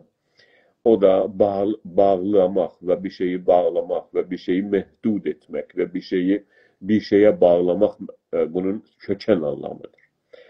Yəni, bu və ağıl odur ki, əslində usu qapatır bizə görə. Bu barədə gənə də danışarıq. Ancaq biz hər şeydən danışırıq, çox şeylərdən danışırıq.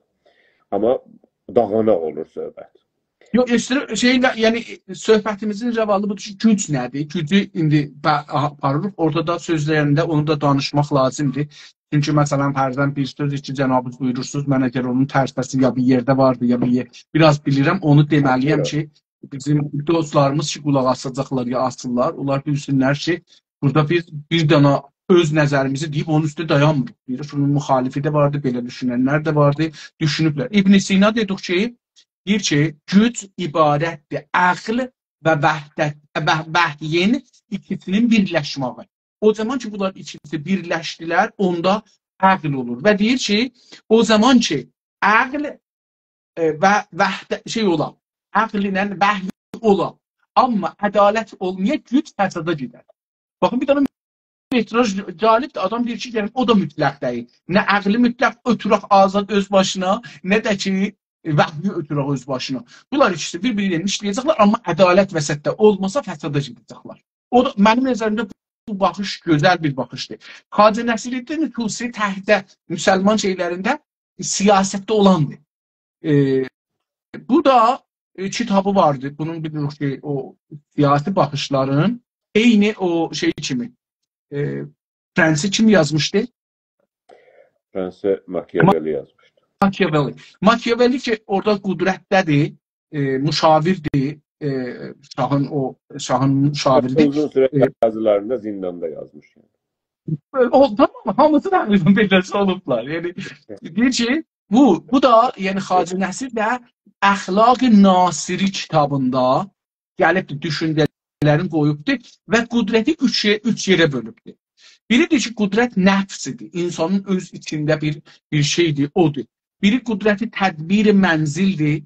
Evinizdə gücünüz vardır, bir iş görəsiniz, görməyəsiniz, neynəyəsiniz. Və ondan sonra tədbir-i Mədinədir. Mədinə, yəni ölkə. Şəhər adında gəlir, çünki o zaman şəhərlər çox kiçik bir yerdir, ona görədir. Amma ölkə, yəni o ölkəni, burada deyir ki, ədalət, əqlaniyyət və hikmət üçü bir-birinin işləsə gücdür. Bir-birinin işləməsə güc deyil. Burada ədalətdə bəlli olur, məsələn, tərif verir, əqlaniyyətə tərif verməlidir, hikmətə tərif verməlidir. Bu üç danası gərək bir dana ya beləsi deyil, ya gərək bir şura ola ki, bunların hamısı ola. Ya da bir adam ola ki, şah olanda da gərək bir cür ola ki, bu üçün də sahib ola. Üçün də sahib olmasa, o güc düz deyil ya da düz yerdə işlənmir. Hər halda onu işlədir. İbn Xaldun gözəl bir tərif veribdir. O da dedim, əsəbiyyəti bilir, əsəbiyyəti deyir və deyir ki, dövlətin gücü cəmidən gələr, fərdidən gəlməz. O zaman ki, bunu yadınızda olsa, mən də bir şey yazmışdım. Cənabınız da dediniz ki, bu üstündə toplandı, işləmişsiniz falan. O da budur ki, bu bizim indi İran deyilən yerdə biz vergi veririk. Və bu vergini dövlət zorla bizdən alır, özünün mənfəətinə, bizim zərəlimizə, yəni millətin zərəlinə işlədir. Biz əgər istəyək ki, bir topluma, güclü topluma gücə çevrilir, gərək gələk bu Kanadada olan maliyyat var idi, da ürəyinizlə maliyyət verir. Yəni, sevgi ilə gedir maliyyət, latarı alırsınız, o latarının pulu bəlkə dövlətin büdcəsindən ilk başında çox gəlir. O nədir? Budur ki, insan deyir, mən gəlirəm bir partiyə üzv olam, orada özüm, məsələn, aylıq verəcəyəm ona, maliyyət verəcəyəm, mən vergi verəcəyəm. Mən o dövləti rəsmiyyəti tanımıram ya da o zorundan alır. Amma bu dövlət ki, özüm istəyirəm düzəldəm, onun da bir parçası olam, ona vergi verməliyəm. Burada o cəmdir burada. Bilməm, kimiydi danışdıq bu məsələni, dedi ki, fikir edin ki, məsələn, bizim 100 min dana üzvümüz ola ki, ürəyi istəyə buna vergi verə, özü verə. Ayda hərəsi, məsələn, 10 dolar versələr, 100 min dana şey eləyəndə 10 milyon dolar ayda bu təşkilatın pulu olur. Eləyə bilir ki, işlətsin, eləyə bilir ki, təxəssüs qoysun, eləyə bilir ki, təlim versin, eləyə bilir ki, proje qoysun. Amma o zaman ki, cəm yoxdur, cəm olmuruq və cəmdə də vergi vermirik. Yəni, cəm olanda da deyirik, vergi yoxdur, bir ayrısı bizə pul versin. Vergi istəmirik. Onda bu, məncə gücə çevrilmir. İbn Xaldunun nəzəri məncə doğru gəlir. O da budur ki, mütəəssifanə deyir ki, bəzən də bu güc üstə var, indi görürük, çox məmləkətlərdə budurdur. Deyir ki, o gücdən gələn gücü hətta apararlar. Rifaha apararlar və yavaş-yavaş aradan gedər. Bu da onun nəzəridir. Ondan sonra irfanda da calibdir. İrfanda da eyni şey kimi, Mevlana kimi baxırlar üst-üstə. Əsli qudrət içdəki gücdür. Əsli güc hər adamın özünün içindəki gücdür. Bunun toplumda gücü bilmirəm, nədir görsənə bilər. Bunu ki, fəna-i fillah da yox belə şeydir. Seyyid Qutbun nəzəri var.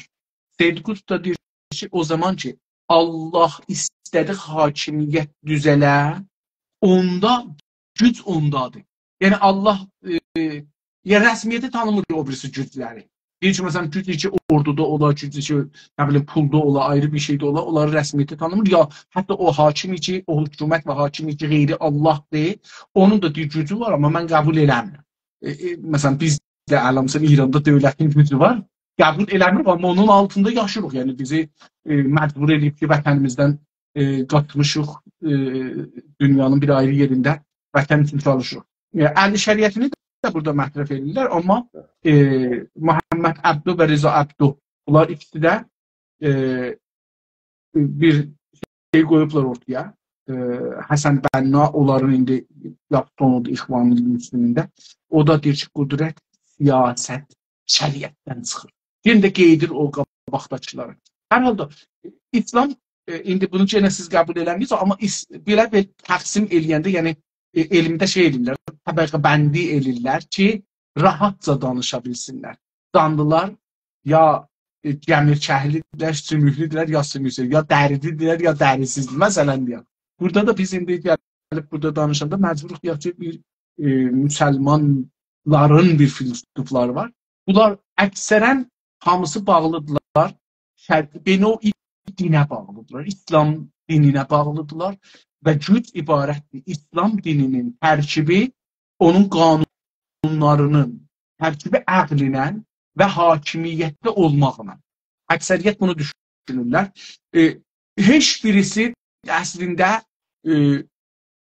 gücdə olmadıqları üçün, mənim belə düşüncəm budur.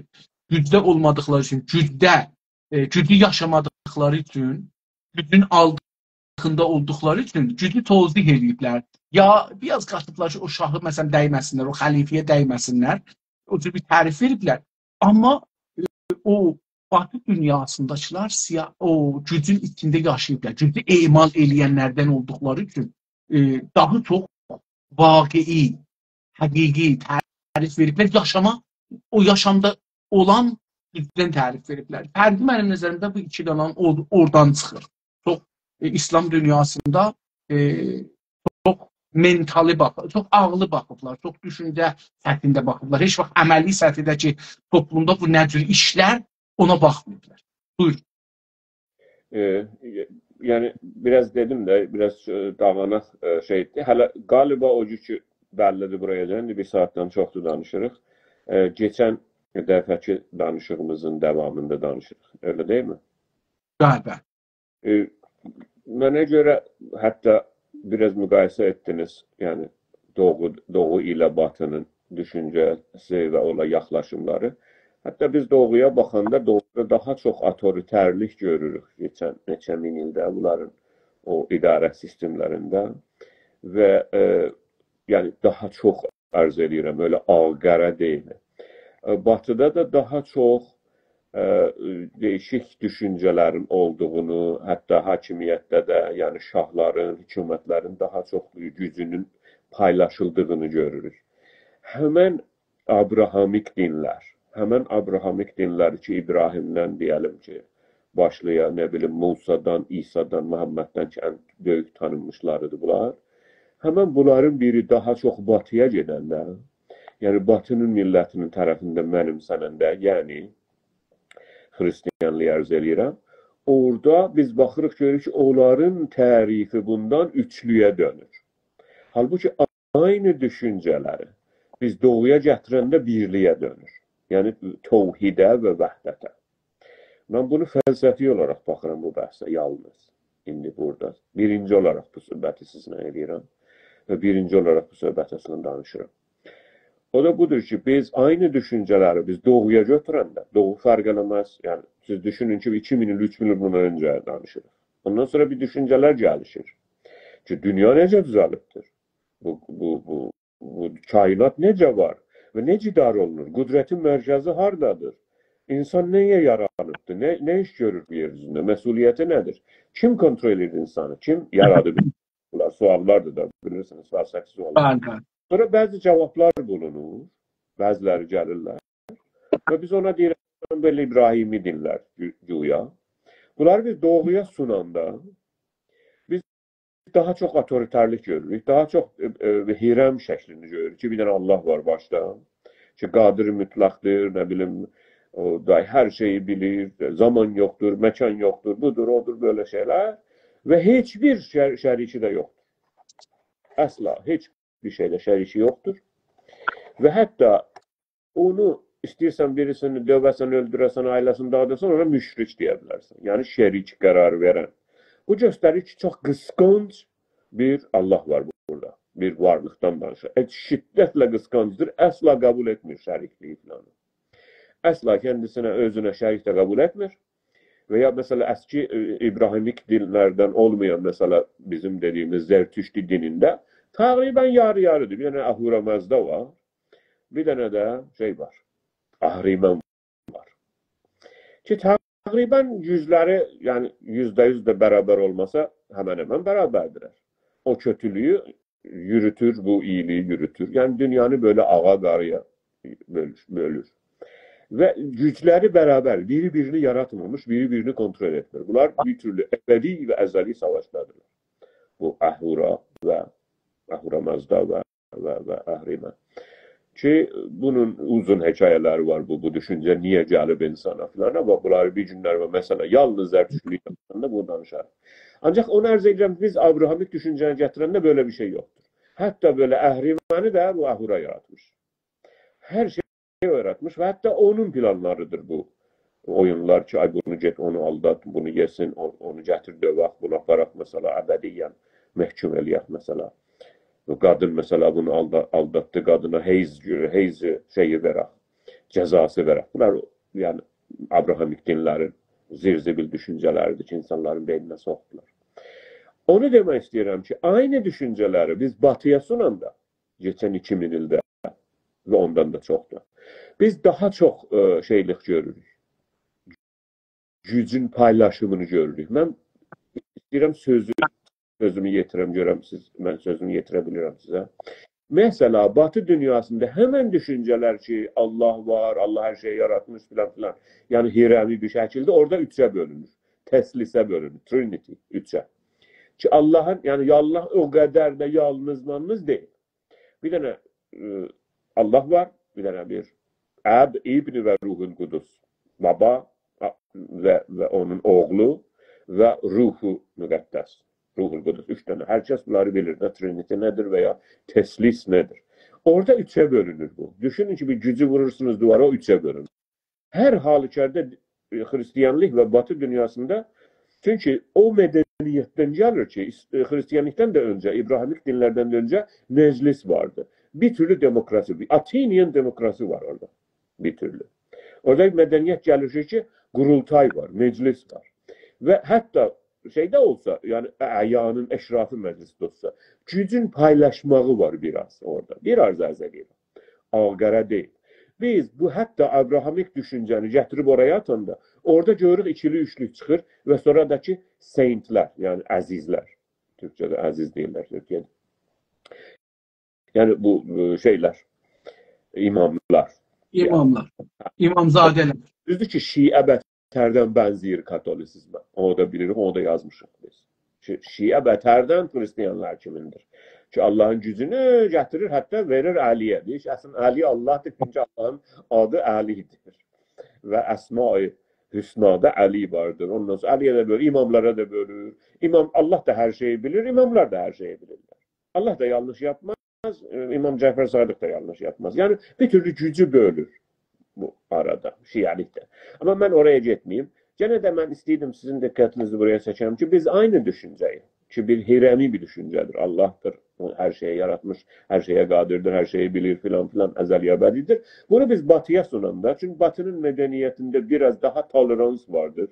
Biraz daha öyle şiddetle otoriterlik ve diktatörlük olmadığına göre doğuya müqayisədə orada belə biz o Hristiyanlığı ve gücü bölüşmüş görürük. Çünkü Allah'la, İsa ile şeyin arasında, Ruhul Kudüs'ün arasında bölünür. Ama mesela İslam'da asla öyle değil veya doğunun düşüncelerinde görürsünüz ki Allah hatta Muhammed bile açıkça deyir ki mənə yalnız vahiy olur deyir, mən hiçbir farkınız yoktur. Ben de sizin kimin kulam, bendeyim, abduhu ve rasulu.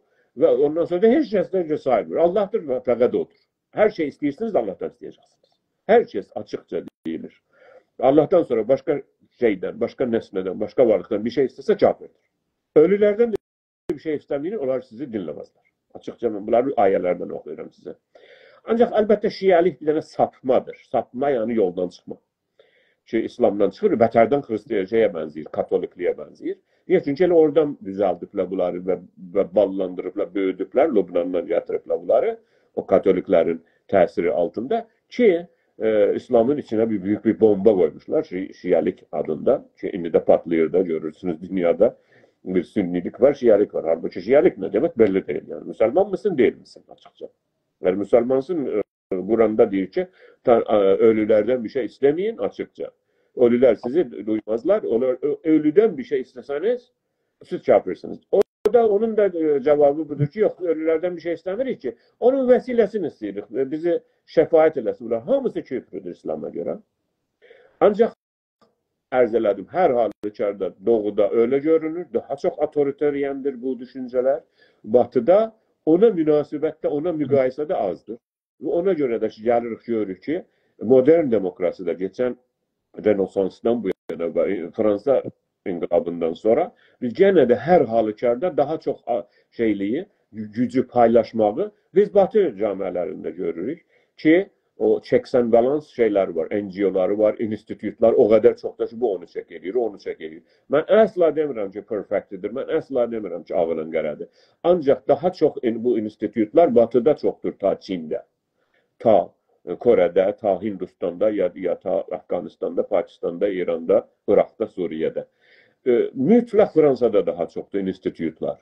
Qeyri-devlət birbirini çek eləyə və hətta devlətə dəxalət eləyə. Və gücün paylaşımı Batıda daha çoxdur. Çünki öyle bir mədəniyyətdən, öyle bir gelenikdən gəlirlər. Doğuda daha çox sıkılık var. Əlbəttə onun da gene de illətləri şeydir, iklimlərdir, havadır və çox məsələlər var ki doğuda su məsələsi ən büyük məsələlərdən olmuş. Suyun azlığı və su menecmenti, su idarəciliyi gətirib doğuyu daha çox otoriter yapmış. Hətta şeyə görə behavioroloji yani rəftarşinasiyə görə bir toprakta bir yerlerde ki quraqlıq daha çox olsa, su daha az olsa orada tek tanrılık ve şeylik daha çok alır düşünceleri. Bir yerde ki suluk çok olsa, rifah çok olsa, yemek çok olsa orada tek tanrılık düşüncesi azalar. Bu da ki başka bir bahsli bir gün danışarıq. İndi cənabınız o zaman deyirsiniz ki Doğu deyəndə tək müsəlman deyil. Japonda var, Çində var, Hindistanda var. Məsələn, burada görürük ki, mən bir ayrı səthədə baxmaq istəyirəm. Məsələn, baxırıq görürük ki, Doğuda minlərcə din var. Bir-birinin yanında yaşırlar və bir-birlərinə terrorlançıları var. Hətta həmin ki, deyirsiniz, məsələn, bir Allahlıq, Məkkədə görürük ki, 300 dana, 400 dana Allah'ı qoyublar orada vardı. Yəni, həmin orada toleransı görürük. Ya məsələn, görürük ki, deyir ağa, ildə heç olmasa 4 ay savaş olmasın, haramdır savaş. İslamdan qabaqdır da, bunlar bilirsiniz, İslamdan öncədən danışır. İslamda bunların bəzisini qəbul edib, bəzisini qəbul eləməyib. Ya məsələn, görürük ki, Hindistanda minlər, yəni doğu deyək da, Hindistan deməyək. Ondan İslam dünyasından, Asiyanı desək bəlkə. Asiya, kollən Asiyanı desək daha yaxşıdır. Doğu hesab olur. Bu doğuda görürük ki, minlər din var. Minlər dil var. Minlər ırq var. Amma qala biliblər, yəni yaşaya biliblər. İllər boyu, yəni tarix boyu burada yaşayıblar. Təbii ki, içlərində müşrik çıxıbdır. Amma Batıcan şey eləməyiblər. Batıcan cinayət eləməyiblər. Batıcan diktatorluq eləməyiblər. Batılılar mümkün öz içlərində mənafiləri, yəni təbəqi əşraf deyək, mənafiləri üçün eləyə biliblər ki, içəridə bir işlər görürlər ki, əşraf orada şirkət eləsinlər. Amma eşikdə o birisi millətlərə görə, xüsusən doğuya görə, məsələn, ən sonu budur ki, 2 dana dünya savaşı yaradıblar öz içlərində. Sonra o öz içlərindən o dünyaya, xüsusən doğuya yayılıbdır, Afrikaya yayılıbdır və çoxlu şey eləyiblər. Yəni, mən orada bunu bir növ, indi burada geçir, Marx'ın sözlərini geçir, mənim nəzərimdən orada o təbəqi hakimiyyət mənafi üçün içərini bitir, kontrol edir güclə. İçərini bir güclə kontrol edir. O da budur ki, bir dənə təvəhhüm yaradır ki, sizin gücünüz var. Məsələn, mən Kanadada o gücü şəxsən görmürəm. Mən yəni məsələn şəxsən o gücü görmürəm. Mən Kanadada yaşayan o gücü görmürəm ki, millətin arasında olsun. Millətin burada rolu, hətta rəy verməkdə də o qədər rolları yoxdur. Çünki vaqəən məsələn bilmirəm, yəni bunu görə bilmirəm. Ciddi halda görə bilmirəm. Təbii, məsələn, sual həddində rəy verir, ya verməyə, yoxsa da təsiri yoxdur. Yəni, mən onu da görmürəm o qədər. Amma məsələn, doğuda insanlar özlərin vətən sahibi bilir. Oranın sahibi bildikləri üçün orada bir daha çox istirlər. Yəni, o şey ki, biz İranda istirik Azərbaycana, onu Kanadada olanlar özlərini istəyə bilmirlər. Yəni, məsələn, fərz budur ki, neytivlər burada o haqdır ki, biz Azərbaycanda istirik, onu istəyə bilmirlər, ya istəmək əslən cəsarətləri yoxdur. O halda ki, orada biz özümüzü, niyə burada məsələn, düzdür, bu da torpaq sahibidir. Ya, burada kökənlər o torpaq sahibi özlərini bilmirlər. Amma orada biz özümüzü torpaq sahibi bilirik. Cənd. Məsələn, mən burada haqq istəyirəm, dövlət qurmaq haqq istəyirəm, falan haqq istəyirəm. Bunu məsələn, siz burada yəni, bu şəkildə eləyə bilməkdir, onu da kontrol edərlər bilərsə. O güc sahibləri bir şeylərlə hər halda kontrol edəcəklər. Orada da kontrol edirlər, orada da vardı, orada da həm içdə kontrol. Amma mən orada baxanda görürəm ki,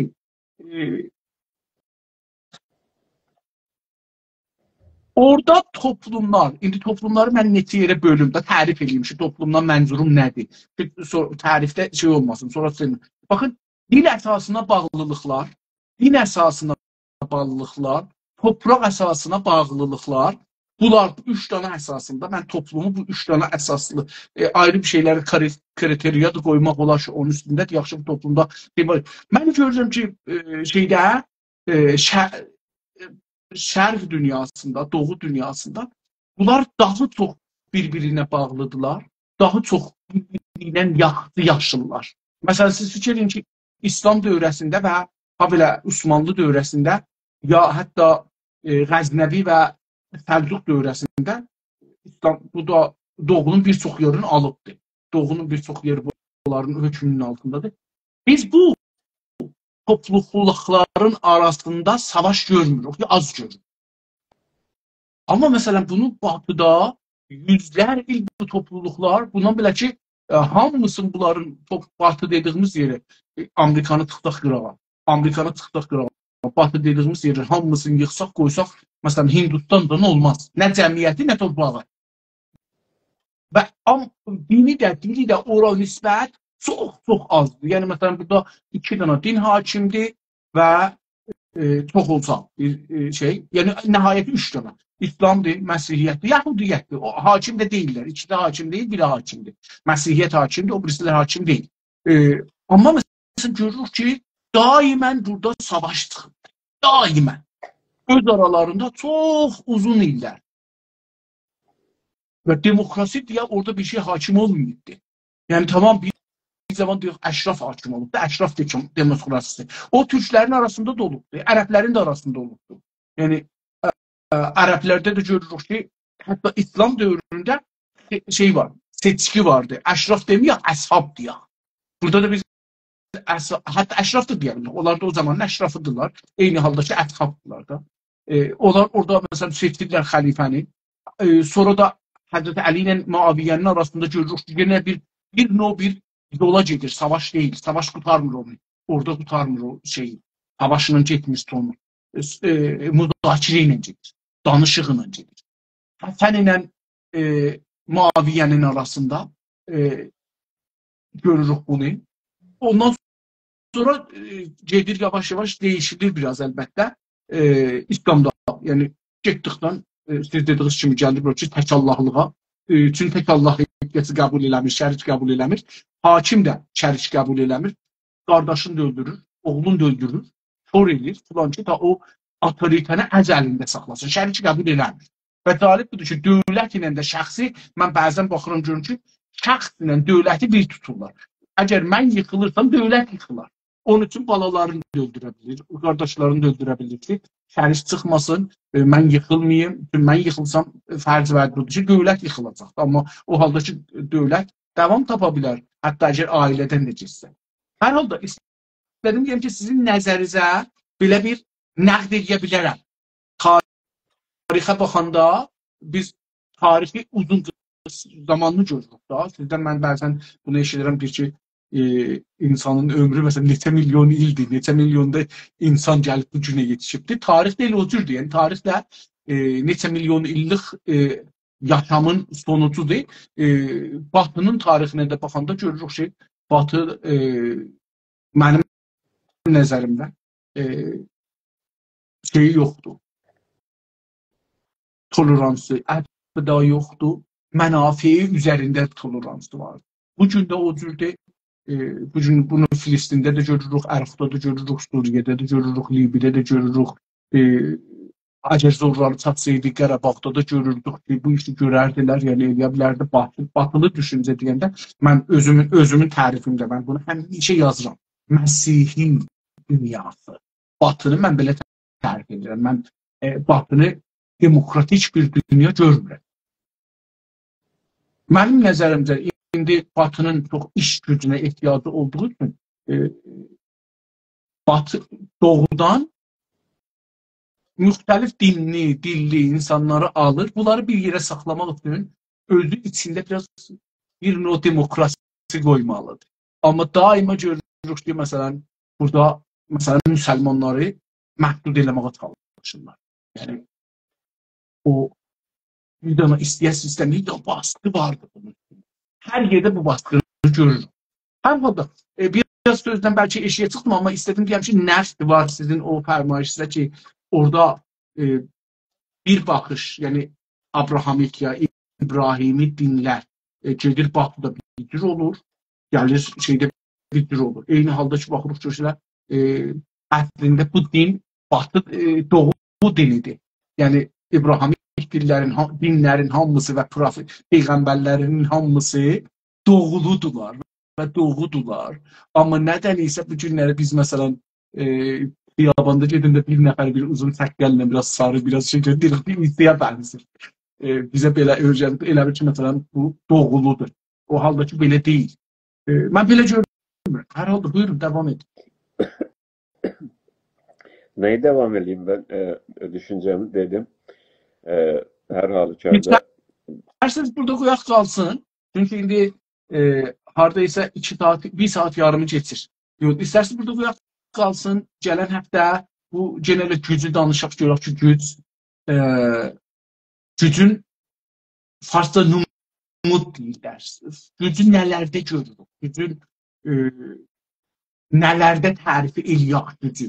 Mən geçən həftə yadınızda cənabının canlı yayında da bu bəhs elədim ki, məsələn, Əflatun obrislər ki, danışırlar, o batılı filsuflar gücdən, gücün özündən danışmırlar. Gücün numudlarından, məsələn, ordudan danışır, məsələn, sənətdən danışır, məsələn, teknolojidən, puldan, bunları güc olaraq görsədir. Eyni halda ki, məsələn, biz gücü filsuflardan da soruşmalıyıq, ekonomik filsuflardan.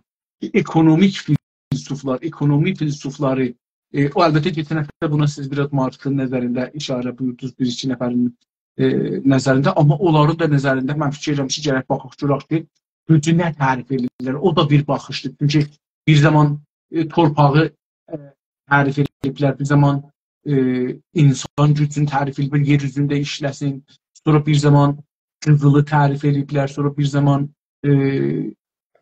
alveri tərif ediblər gəmi ilə, özdə gəmi ilə gəlir oluydu çox.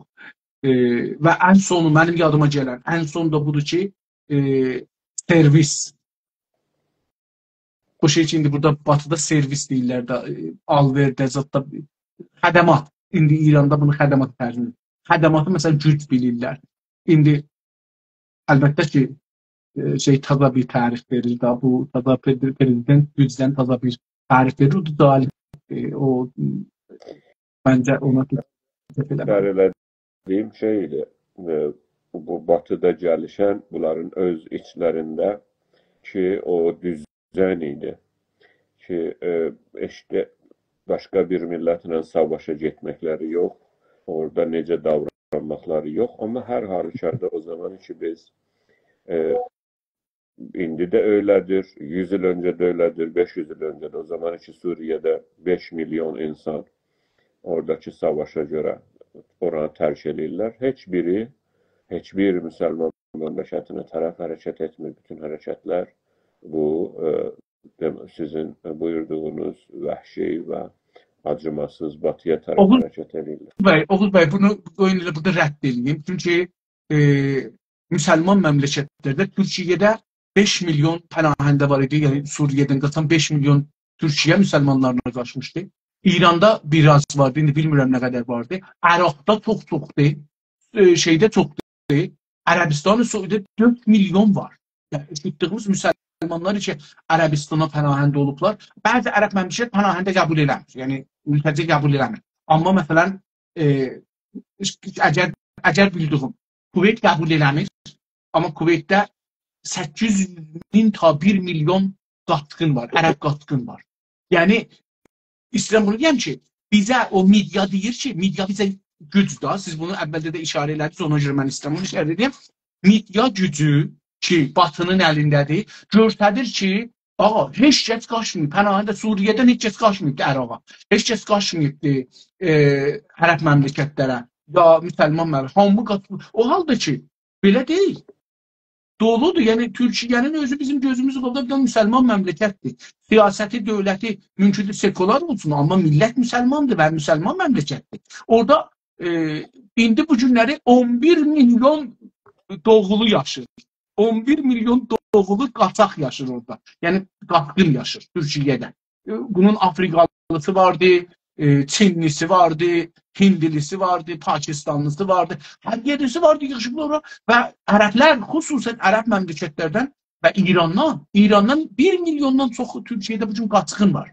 Hətta Oğuz bəy bu qədər deyim, Əfqanistanda bu günləri qaçqın var. Müsəlman məmləkətdən Əfqanistanda yaşayan o şey ki, mültəci deyirlər Türkçə, ərəbcə və o şey ki, biz qaçqın deyirik Türkçədə, o şey ki, pənahəndə deyirlər farsçada, bu günləri Əfqanistanda bir dünya müsəlman vardı ki, müsəlman və qeyri-müsəlman var ki, qaçıblar Əfqanistanda pənahəndədirlər. O cümlədən İrandan heç olmasa bir 10 min nəfər, hətta mən bilirəm, bəzən mən Təbrizdə bir xəbərnigar tanırdım, o İran dövlətini təhdid edirdi ki, mənə iş verin, işləyim, işsiz qalmışam, pulsuz qalmışam. O deyirdi ki, Talibana namə yazdı ki, mən pənahəndə qəbul edeyim. İran dövləti buna iş verdilər İranda. Yəni, bu qədər İslam deyəm ki, o bir şeydir. Təbliğatın o gücün altında, o güc ki, üstə, təbliğat gücü.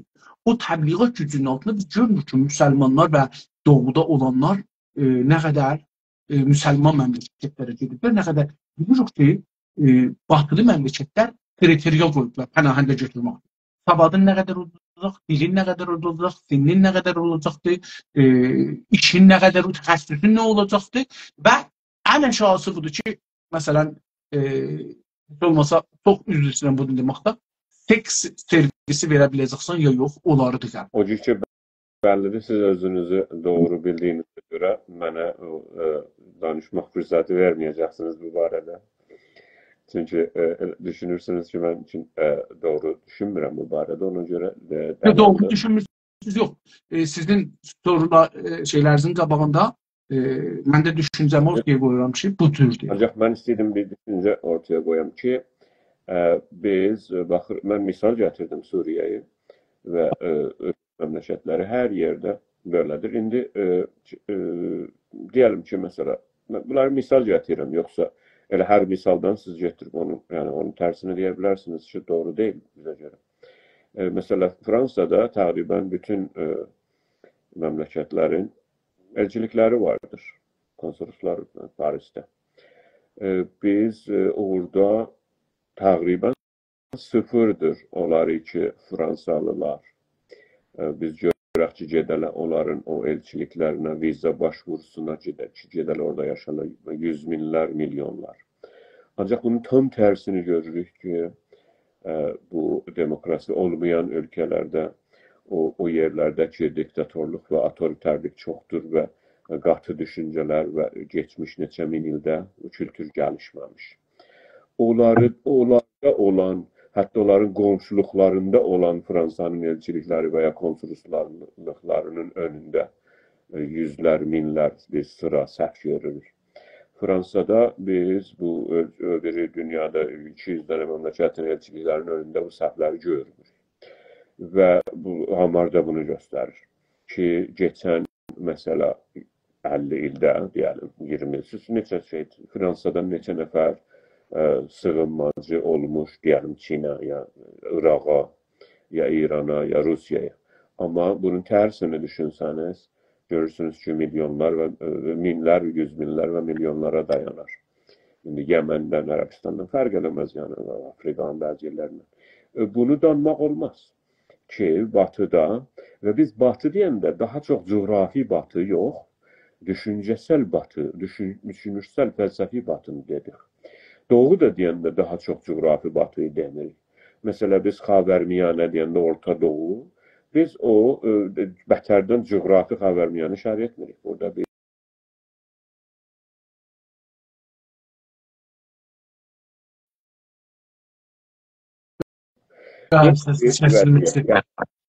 mənim səsim varsa, bu bizim dediyimizdə, bu dediyimizin üzərində yenə də qaliba mənim çətinlik çəkmişəm onu anlatmaqda ki, hər halükarda aynı düşüncələri sunsanız siz Batı mədəniyyətinə və Doğu mədəniyyətinə ərz edirəm, bu da bətərdən coğrafi bir şey deyil. Çünki Avustraliya da Batı mədəniyyətidir. Çünki ne bileyim, İsrail de Batı medeniyeti lazım değil. New Zealand da Batı medeniyetidir. Coğrafisi önemli değil. Biz baxırıq görürük ki, indi dünyada təqribən bütün İslam məmləkətlərdə, Hindu məmləkətində, Budizm, hər yerdə Batıdan gəlmiş demokratik sistemlərlə idarə olunur məmləkətlər. Və ya o tərəfə can atılır, o tərəfə görə uzun inqilablar, düşüncələr olur. Batıdan gəlmiş qəza sisteminə və ədalət sisteminə hər kəsin yönəlgesi vardır. Japondan tutdu ta Arjantinə qədər. O batıda gəlişmiş və eğitim sistemi olaraq da aynıdır. O gücün əlbəttə şeyini göstərir, amma hər halükarda o güc özünü tərmim edir hər halda. Bütün eğitim sistemi dünyada, hər yerdə. Məyər ki, məktəb sistemi olar ki, bir dənə adam uşaqları dövə-dövə onlara həlləm-qəlləm öyrətər. O genə də var bəzi yerlərdə. Ancaq bütün eğitim sistemi, birinci klasdan tutduğu üniversitelere kadar Batı sistemi üzerine kurulubdur. Ve hamı da eğer kurulmasa da bir yerde de azsa, hamı da tezahüratlarla, davalarla oraya yetişmək istəyirlər. Elə orada yaşayan Filipin'de de böyledir. Filipin hemen doğunun içindedir, coğrafisi yok. Ve Japon'daki bir Batı ülkesidir. Japon'da bütün idari sistemler, bütün qaza sistemi, bütün yargı sistemi və idarə sistemi, devlət, məclis, hamısı batıda gəlişmiş sistemlərdilər. Bunu daha da anlatmağa çalışıram və bu, mənim deməyim budur ki, aynı düşüncəni biz sunsaq Batı mədəniyyətinə, orada daha çox qüdrət paylaşılacaqdır ta Doğu mədəniyyətinə. Doğu mədəniyyətinin o coğrafida gəlişdən autoritarlik bahis olur ki, təkallahlığı və tək qüdrətliyə geçsin. Ki, hər şey odur. Elə həmən Allah düşüncəsini belə biz Batıya gələndə onu paylaşmış görürük. Təslisi və Trinitini ona görə misal gətirdim. Çok önemli bir misaldır bu. Buyurun. Axı, mən orada sizə indi burada cavab verəndə deyəcəksiniz ki, mənə fürsət vermirsin. Dostlar da yazırlar ki, fürsət vermirsin. Çünki biraz öncə mən o Suriye misalını gətirmək həmən siz dediniz ki, Suudi Arabistan'da... Mən ona bax, biz burada fəlsəfi danışırıq. Biz burada şey danışmırıq ki, mən burada məcburam deyəm ki, məsələn, biz gərək soruşaq ki, niyə Batıda bu cürdür, ya niyə Şərqdə bu cürdür? Görürük ki, Batı gəlib də oranı bombaran edir, oranı istəyir hakimiyyətin dağılsın. Dünənlər o videosunu gördünüz də, ehtimalən o Amerikanın şeyi gəlib deyir ki, bizə kağız vermişlər, biz bilirdik ki, 6 məmləkəti dağıdacaq, filan ilə. Tamam. Biz onu orada dediler ki, bir dakika, Suriye'de dediler ki, bu adam çıksın, 1 il 2 il icazə verək bu şey çıksın. Nədir? Deyir, yox, yerə indi çıxar. Bilafasıla yerə indi çıxar, yoxsa bombaran ilər. Yaxud bombaran eləyəndə hara qaçmalıdır bu adam? Bu adam gətiribdi İranda bir dana sistem içəriyə bilər demokratik keçsin qabağa Qazarda. Gətiribdi onu götürüb bir dana diktatorluq sistem qoyubdu. Bu qərb batı qoyubdu. Bu içəridəki insanlar oradan çıxa bilmirlər. Yəni indi bu adam oradakı şəraiti ictimaidən çıxır. Niyə dünənəcən çıxmır? Niyə məsələn Qazar dövründə pənahəndə yox idi? Çünki öyle değil ki biz sözde Batıyı, biz çünkü siyasi meselelere ben dokunmak istemiyorum. Batıyı suçlayaq ki onlar gətiriblər bu belanı, bu doğunun başına. Onu bilirim. Mesele budur ki onlar gətiriblər ama öz içlerindeki sistem daha insanidir. Doğuda çünkü doğunun da gücü olanda aynı belanı getirmiş her yerin başına. Hem Asya'nın hem Batı'nın başına. Aynı bela. Çünkü bu insani bir mesele. Siz bir insani mesele, insani toplumlarının problemlerini getirirsiniz, buraya inject edirsiniz. Bu doğru değil. Elə hemen Hindular aynı şeyleri Müslümanların başına getirir Keşmir'de. Aynı şeyleri ki İsrail mesela Gazze'lilere elədi. Ve aynı şeyi de elə Gazze'liler Yahudilere elərlər. Onların da gücü çok olsa. O danışmırıq biz. Aslında o danışmırıq. Japonlular hemen belanı ki Amerika... Olmaz ki onda biz siyaset yani bir tane dogmi bir nəzər qoyarıq ortaya siyaset şeydə. Biz o zaman ki gəlirik toplumun vəziyyətini danışırıq. Toplumun vəziyyətini bir dana açıdan baxsaq fəlsəfi olmaz. Ben sözünüzü anlamadan ona yorum yapmağım doğru değil. Yani önce anlayamıyorum ne diyorsunuz siz. Ve siz de aynı. Siz bilməlisiniz ki ben ne diyorum. Ben diyorum ki elə həmən belanı ki Amerika Japonun başına gətirdi, həmən belanı ondan önce Japon Çin'in başına gətirirdi. Bu insan topluluklarının meselesidir. Bu şeyin meselesi değil ki, çünkü Batı eləyibdi, Doğu eləyibdi. Yok. Ben sizin o sözünüzə irad yoxdur. Onu demədim ki, o gəlib ya gəlməyibdi. Onu etiraz eləmədim. Mənim etirazım burada ki, o zaman ki deyirsiniz, buradan pənahəndə gedir, Batıya pənahəndə, Batıdan gəlmir bura. Deyirəm ki, o şəraiti ki, yaradırlar, ondan ötürü gedir. Yoxsa fikrindən ötürü getmir. Elə o batılı, o doğulu gəlir Kanadada namazın qılır, məscidinə gedir, ibadətini edir. Əgər hindili isə hindili məbədinə gedir, o yerinə gedir.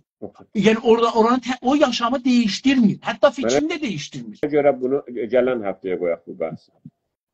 Mən də onu bayaq işarə elədim. Mən biraz çox təşəkkür.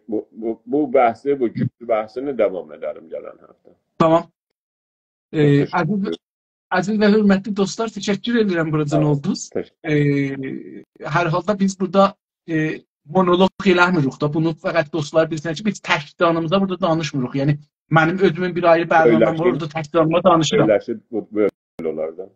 Bəli, burada biz müxtəlif nəzərləri ortaya qoyuruq, etiraz edirik, danışırıq. Buna görə ki, eləyə biraz düşünce ortaya koyaq. Yoksa eğer genel olursa herkesin öz nəzərini desin, o birisi sakin olsun. Gedər herkesin öz bərnaməsi, bir tane bərnaməsi orada danışır. Ona göre yaptığımız zaten budur ki böyle tartışma ve danışma olsun. Yoksa herkes özü gedər qaziyə, özü də həkinə də razı dönər də. Oldu da görüşürüz. Sağ olun, sağ olun. Teşekkür ederim ki məni dəvət elədiniz o kanalda. Var olun. Sağ olun. Gələn həftə görüşəlim. Ələnə.